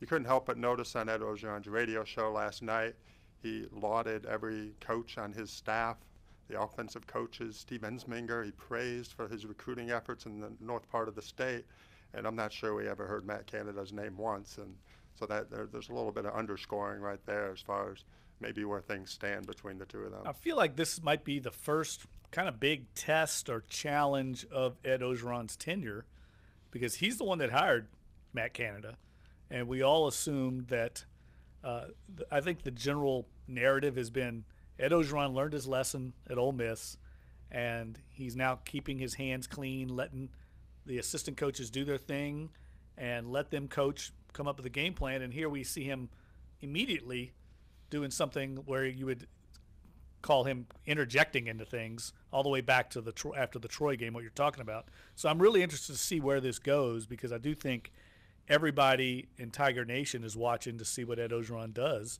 and if he's going to revert back to the guy that was at Ole Miss that couldn't win a game as last year. Yeah, certainly. Before they made the hire of Matt Canada, or really when he became interim coach, you saw a change in sort of the overall offensive philosophy. They threw a bit more. They weren't so predictable or one-dimensional, I guess you might say, that they were prior to that. And you saw a little bit of that the offense opening up under Steve Ensminger as the interim coordinator over the final 8 games of the season last year. And so certainly that seemed to be the direction, or that is the direction that he wanted to go with this coordinator that they hired with Matt Canada, and certainly brought a lot of flash to the LSU offense with what he showed, what the Pitt offense showed last year. So now the question seems to be, where do they go from here if he's not going to, if Canada isn't going to be the coordinator and this isn't quite the direction he wants to go, is he going to go back with Steve Ensminger or other coordinators out there? Yeah, Orgeron was asked rather directly after the season finale against Texas A&M about Matt Canada, and he said that he hoped Matt Canada could get a head coaching job somewhere, which now you look at that comment then and you look at it now, there seems to be certainly some different context to it, where if he does get a head coaching job somewhere, LSU doesn't owe him any money if they decide they want to part ways with him. Chris Dabe, of course, NOLA.com, and Tom Spickian joining us right here in studio on Dunc and Holder. Chris, if he had to go and get, say, an offensive coordinator job, would they still owe him money?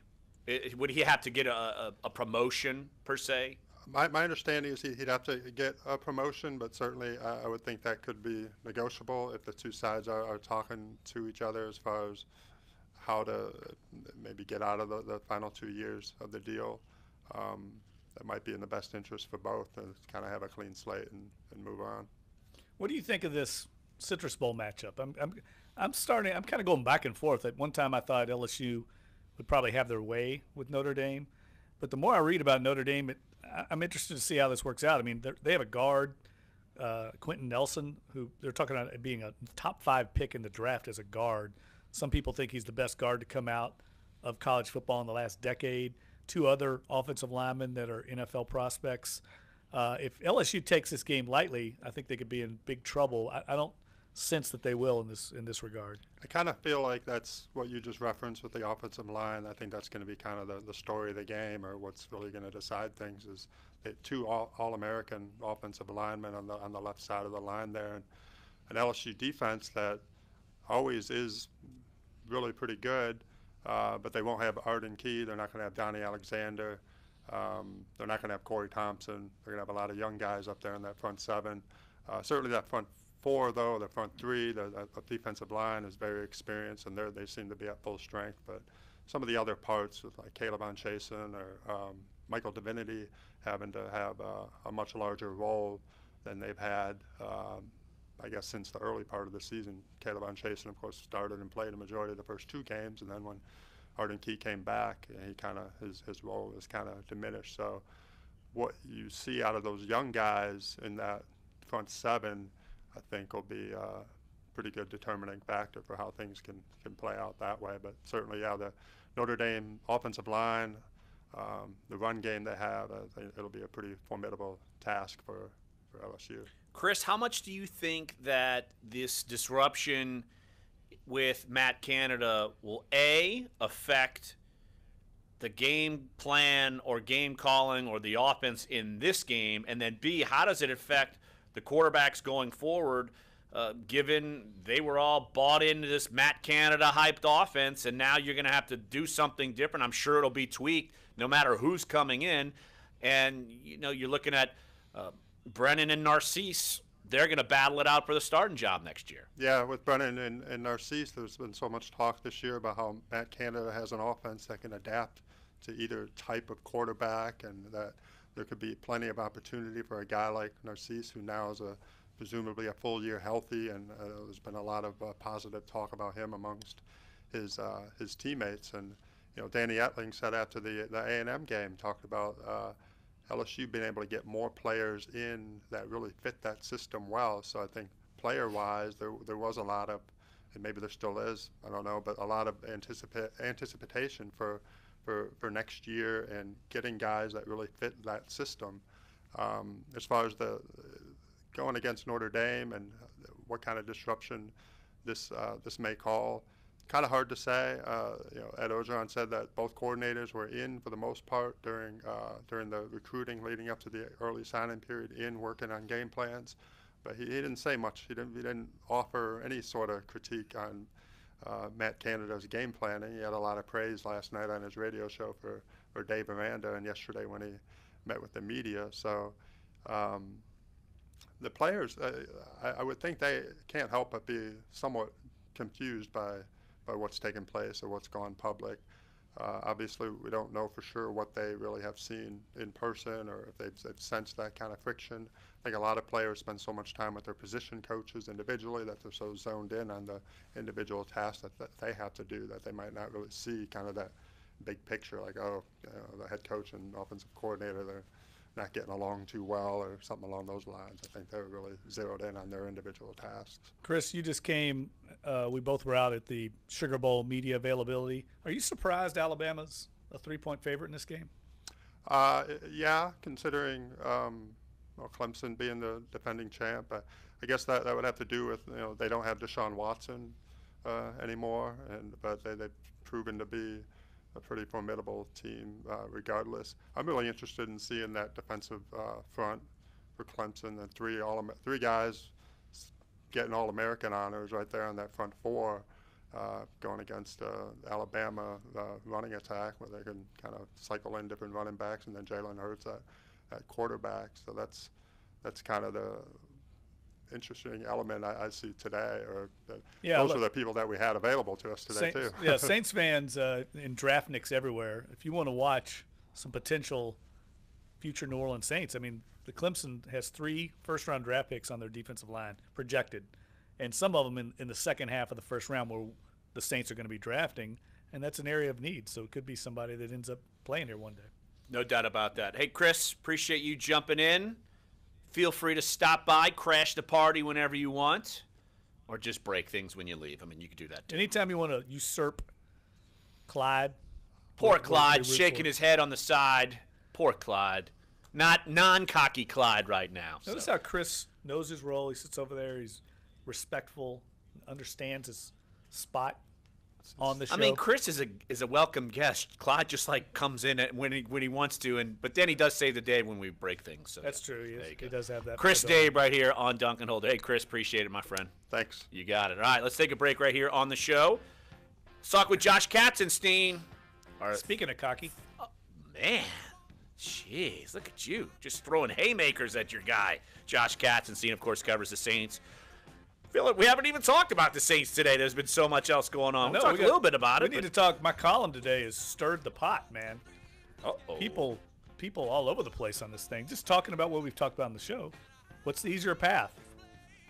We'll talk about it. We will, with Josh Katzenstein as well. So come on back. Sports 1280, NOLA.com, and the iHeartRadio app. Dunc and Holder. You're looking at me like, well, where's he going with this? I was like, Your forecast I'm trying to get to the commercial break here. New Orleans. This report is I'm like, brought to you want to wrap it up here?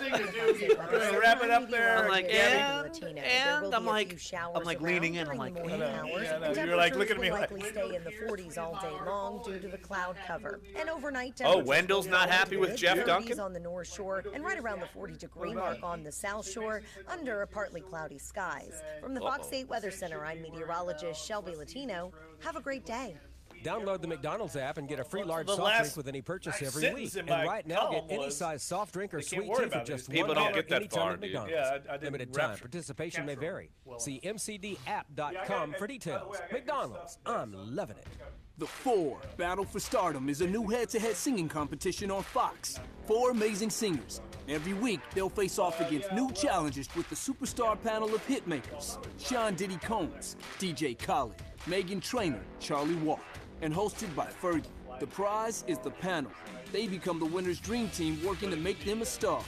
The winner will also be named iHeartRadio's On the Verge artist. The 4 Battle for Stardom, premiering Thursday, January 4th on Fox. I'm Dave Marley, president of Marley Drug. Are you taking Viagra? Now you can get sildenafil, the active ingredient in Viagra. All right, we got Katzstein. Kilograms for $2 per tablet. That's a savings of $50 per dose. Marley Drug is a pharmacy delivering generic sildenafil to you. Okay. For more information on sildenafil, go to marleygenerics.com or call us at 800-853-6375. That's 800-853-6375. People make your business work.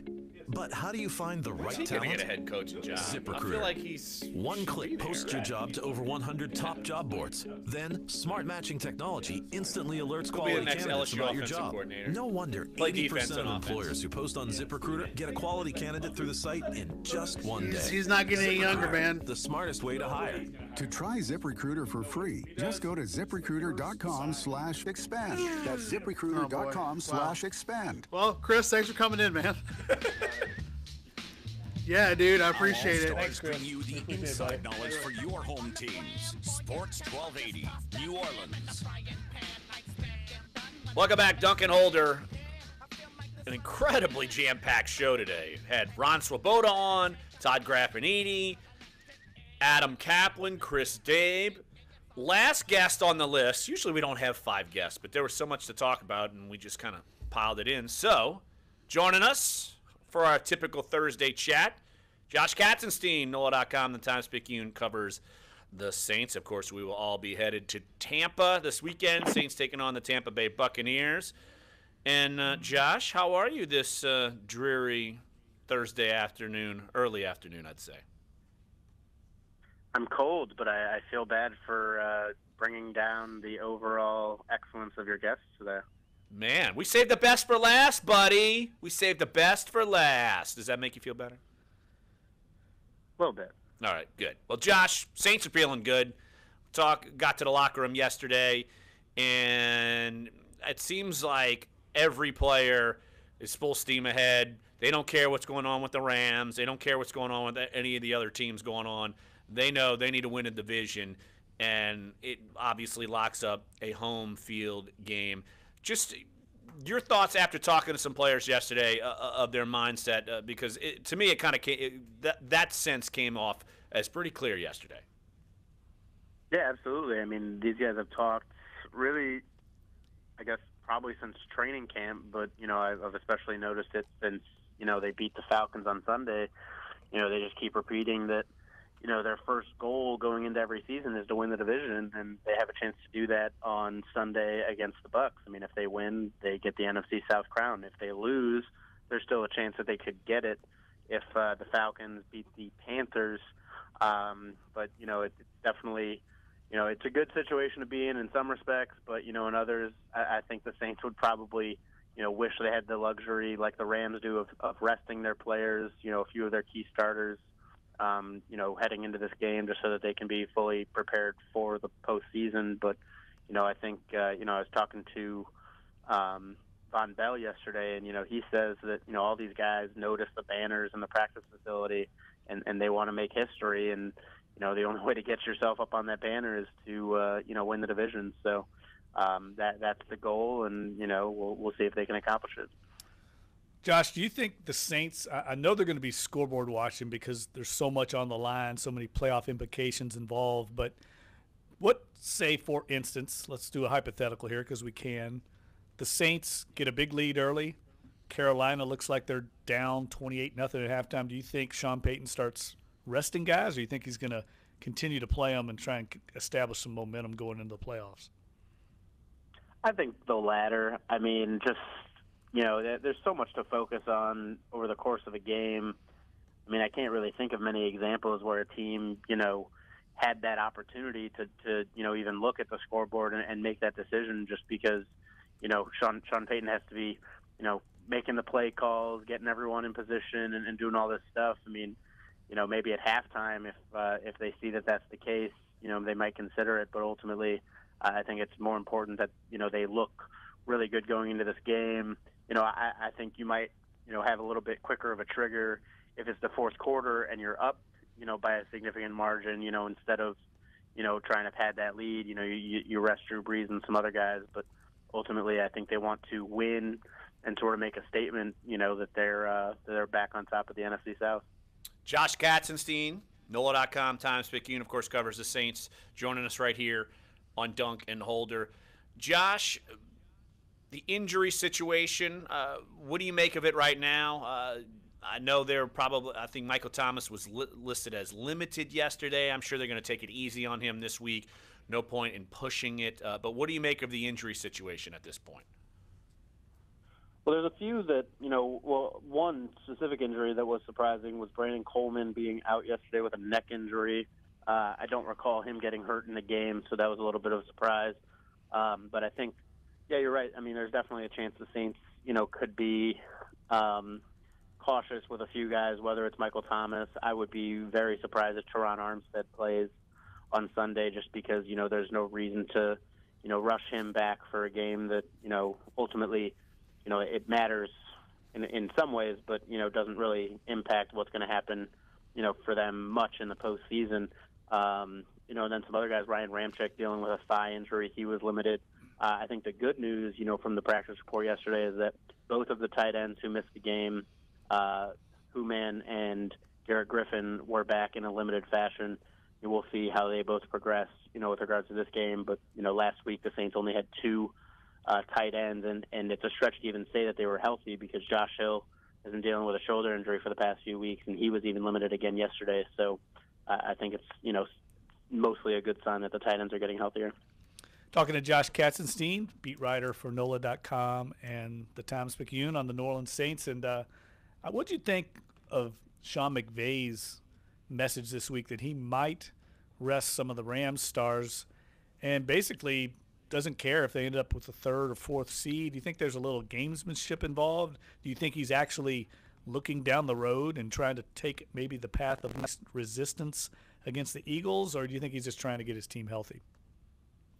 I think he's just trying to get the team healthy. I mean, I could definitely see, why teams would rather play the Eagles than the Vikings. But, I mean, we got to remember the Rams lost to the Eagles in that game where Carson Wentz got hurt, and Nick Foles was the one, who played well at the end of the game. So I don't think the Rams necessarily think that, it's such an advantage to get, to go play in Philadelphia.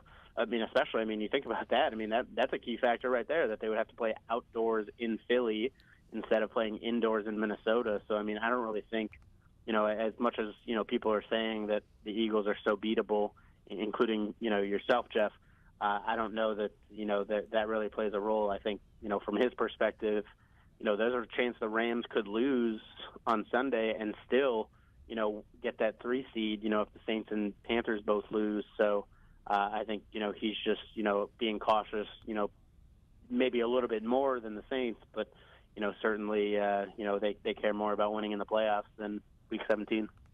Josh, candidates to come off of IR, get on short-term IR, we've talked about him a bunch of times, but almost kind of who gets lost, and the guy who is coming back is John Kuhn, the fullback, and you've talked to him a bunch of times throughout his career here, and what do you make of him coming back, and then also what he has potentially in the future outside of playing on the field for the Saints? This is quite a tease, Larry, for my story on NOLA.com. It's right there. I'm looking at it. Right here. It's there. NOLA.com. Go read it. NOLA.com/Saints. Go check it out, everyone.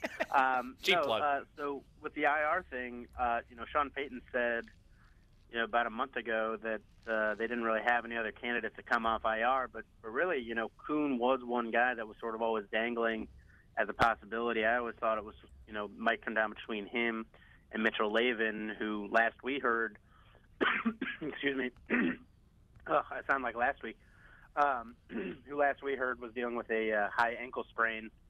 So it seems like, there was a chance he could have come back. I know all the fans wanted Alex Anzalone to come back, but, I think the Saints have to, think more about his future. And, he underwent shoulder surgery. He's had, 3 major shoulder injuries in the past few years. So, it's more important to get him ready for the future. And then, Kuhn, basically, there's no guarantee that the Saints will add him to the active roster, but, they have a chance to get him into practice for the next 3 weeks and then decide if he can help the offense, if he can help special teams, perhaps, there's more injuries at tight end, and then, they'll use him as a blocking tight end or an H-back or, alter Zach Lyon's role, or, there's always a chance that Zach Lyon could get hurt. So I think, it's sort of like, coaches in some games, feeling the need to use all their timeouts. The Saints had this extra return from IR slot, so the Saints decided to designate Kuhn. We'll see if he actually gets back to the active roster. But, in the meantime, while he's been recovering from his torn biceps, he spent most of the last 3 months helping the coaching staff and the scouts. He split time with both sides, going upstairs, helping the scouts with advanced scouting, and, coming down into the meetings, helping the coaches, mostly running backs coach Joel Thomas. But he's out at practice. He's helping with the game plan. He's looking for, weaknesses in the defense or, how the offense can improve its scheme. And, he told me that he's definitely considering, becoming a coach or scout at some point down the future. We'll see when that happens. He also said he's hoping to play for one more season just because he didn't want, his career to end, on an injury like this. But certainly, you would think that with all of his years of experience that some team would probably give him a chance to help them in a different role down the line. Hey, Josh, we get asked about this guy a lot in the last 2 weeks. Do you remember George Johnson with the Lions when you were covering the team up there? Yeah, of course. Well, are you surprised he's come in and kind of had this? I know he's not – look, we're talking 2.5 sacks, but it is surprising just out of nowhere this guy's getting heavy playing time and producing. I think the playing time is more of a surprise than the sacks. There's a peculiar thing about George Johnson's numbers throughout his career. He's been in the league, off and on since 2010, but only in 2 of his seasons has he actually accumulated any sacks.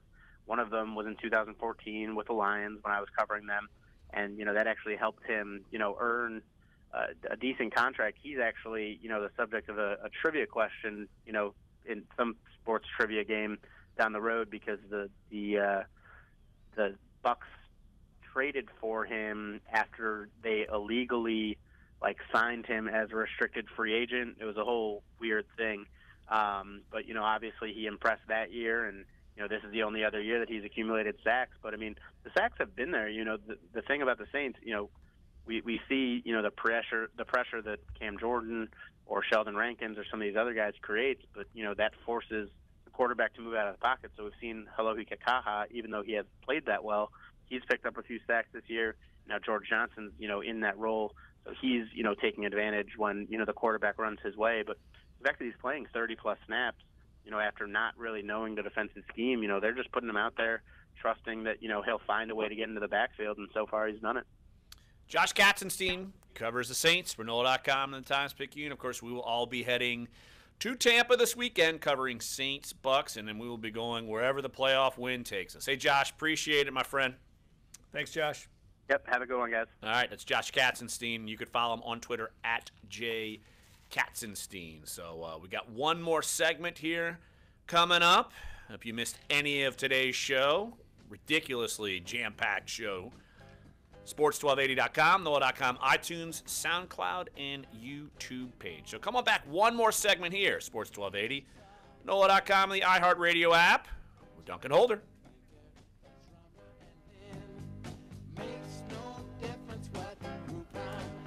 Chris Gordy. The one and only Coach Les Miles jumping in with us this morning. Hey, Chris, You don't say. Guess. 5 minutes here. Guess. 4.5 minutes. The Chris Gordy Show. Weekday mornings 8 to 10 on Sports 1280. New Orleans. For game-changing innovation, look to the Latrim family of companies located in Harahan. Intralocks, a Latrim company, changed the game when they invented modular plastic conveyor belts over 40 years ago. These belts and innovative Intralocks technology are transforming movement in manufacturing facilities around the world.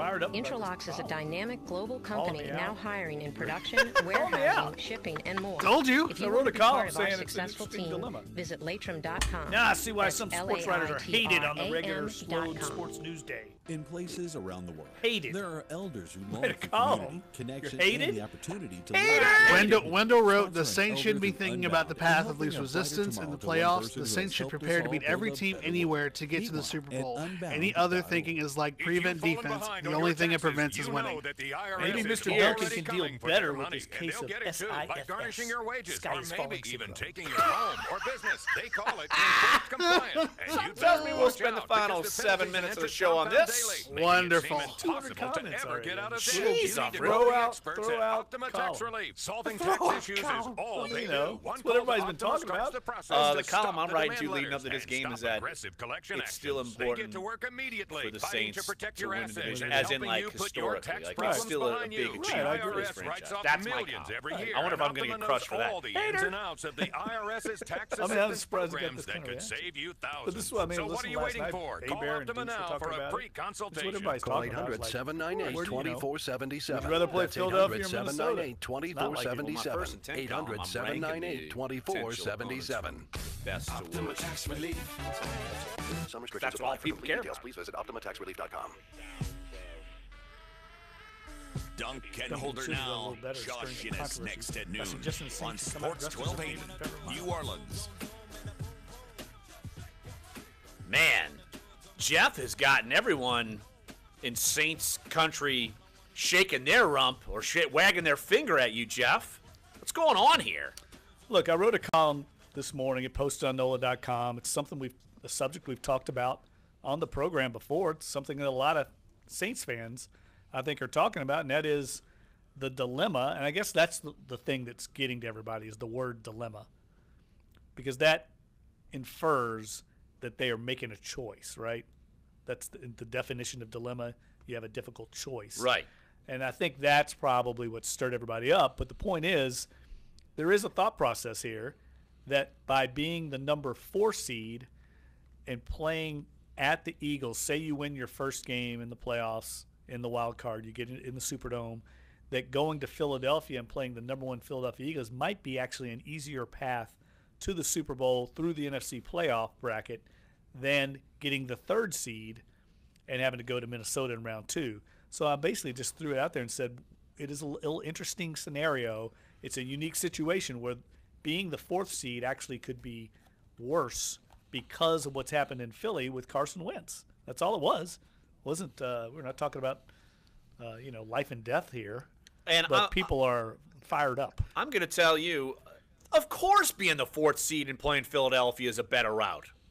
No one on planet Earth should think otherwise. It's like, well, I think crazy. everybody's upset. I don't know what everybody's upset about, to be honest with you. It's a bad, dreary day here, and I think people just ate a big bowl of Grumpy Flakes this morning. Well, it has been dreary the last few days, and apparently it's supposed to stick around the next couple of days. Yeah, people are getting cabin fever, man. Well, Clyde, someone else is calling Jeff out. What's up with that? Yeah, legendary. And legendary New Orleans native. Wait a minute. Is he really legendary? Let's not go that far. Okay, maybe not that far. He's but not Louis Armstrong. Well-respected. They're not naming the airport after him. Well-respected Sorry, Wendell, you're and not Louis highly Armstrong, regarded but- actor from The Wire. Okay. All these different fantastic shows. Wendell Pierce has tweeted Jeff's link from today stating, and I quote, "The Saints should be thinking about, quote-unquote, the path of least resistance in the playoffs. The Saints should prepare to beat every team anywhere to get to the Super Bowl. Any other thinking is like, quote-unquote, prevent defense. The only thing it prevents is winning." Dang, Wendell. We'd love to have you on the show, by the way, if you're listening. Do you want an autograph or something? You want like a selfie with this guy? I think I remember like 4 or 5 years ago, He was at a Pelicans game. He was like 4 or 5 feet away. This is obviously when the wire was still big. You know, he was obviously in all these movies. Although one of my favorites is him in Wait and Exhale. I'm pretty sure he's in Wait and Exhale. You would know. And I wanted to take a like it's just a shot photo with him, but then I was told I couldn't do it. So I was like, maybe next time. You're like a star. I can't say it, but you're a star what, Jeff? He's enamored with stars. I wouldn't say I'm enamored with stars. I'm enamored with people who are very good at their craft. Thus, me and working he is here very with good you at his two. craft. Then why aren't you enamored with Jeff and me? Because I've seen you two work, and I mean, obviously. Cocky Clyde. Let's be real. Cocky Clyde. The rogue plutonium ion in our show's chemistry. Clyde Verdam. I don't even know what that means, but sure. Does that have anything to do with a butt pick? I will say this. Wendell Pierce is an excellent actor. Yes, he is, of course. He's a great actor. Of course. Played Bunk on The Wire. Yes. And The Wire blew my mind when it first came on. It was one of the best shows I've ever seen, and I think kind of changed TV along with Sopranos. There was just this great run of great TV, starting with Sopranos, then The Wire, and went into Breaking Bad. You realize I've never watched a single episode of The Wire. Well, once you do, I knew Clyde was going to throw a dagger at me. You'll get shooting him, dude, in my eyes. It's an incredible series. Never watched it. And Do you David have Simon, HBO? I got a funny story about this. So David Simon, of course, the creator of The Wire, used to be a crime reporter at the Baltimore Sun. Right. So journalist at heart. Comes to the Times-Picayune, the old holiday party we used to have over in the old building at Howard Avenue. And so I get to meet David Simon. He was there with Dave Walker, our TV critic at the time. And unlike Clyde, I was not starstruck. I wanted to talk to him, though, because I admire his work and his craft. And David Simon, all he wanted to do was talk to me about his fantasy teams. He is a Baltimore Ravens fan in the AFC and a Saints fan in the NFC because of his ties to both cities. Fair. And all he talked about was how he loaded up his team with Saints and Ravens, and it became that point in the party where I couldn't get away from David Simon. I wanted to meet him so bad, and then I couldn't get away from him because he was that guy at the party that just wanted to talk about his fantasy team. You didn't drop hashtag no one cares about your fantasy football team? Kind of. I was dropping hints.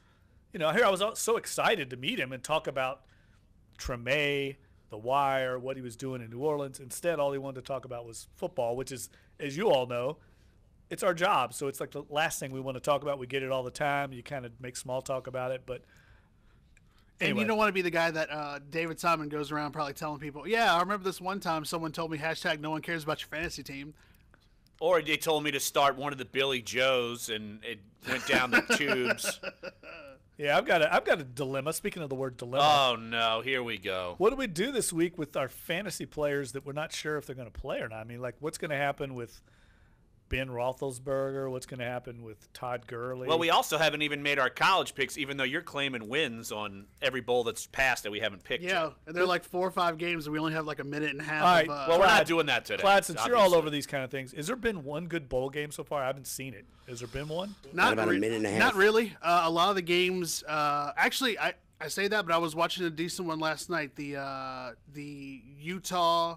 Oh, Purdue? Yeah, Utah-Purdue was pretty good. Yeah, my boy Jeff Brom, who's a Louisville graduate, by the way, lead Purdue. That one was pretty good. And there was another good one last night. I'm trying to think of which one it was. Texas, Missouri. It was not was Texas, not Missouri, good. which was surprising. I thought Missouri would play much better, but I just Because saw you're an SEC homer. I wouldn't say that. I would just say that Missouri turned it on at the end of the season. But obviously, I just pulled up a story on ESPN where Missouri defensive end Marcel Frazier called out Josh Heupel for leaving the team before the bowl game. So did the offensive line coach, too. Yeah, so went to Central Florida. Yeah, which is strange. You would think that wouldn't be the only thing that you'd have on your mind. Can't we make picks tomorrow? You gonna be here tomorrow? Yes, we can do that tomorrow. Yeah, Let's absolutely. do the picks tomorrow. We got to do NFL picks and all that. Absolutely.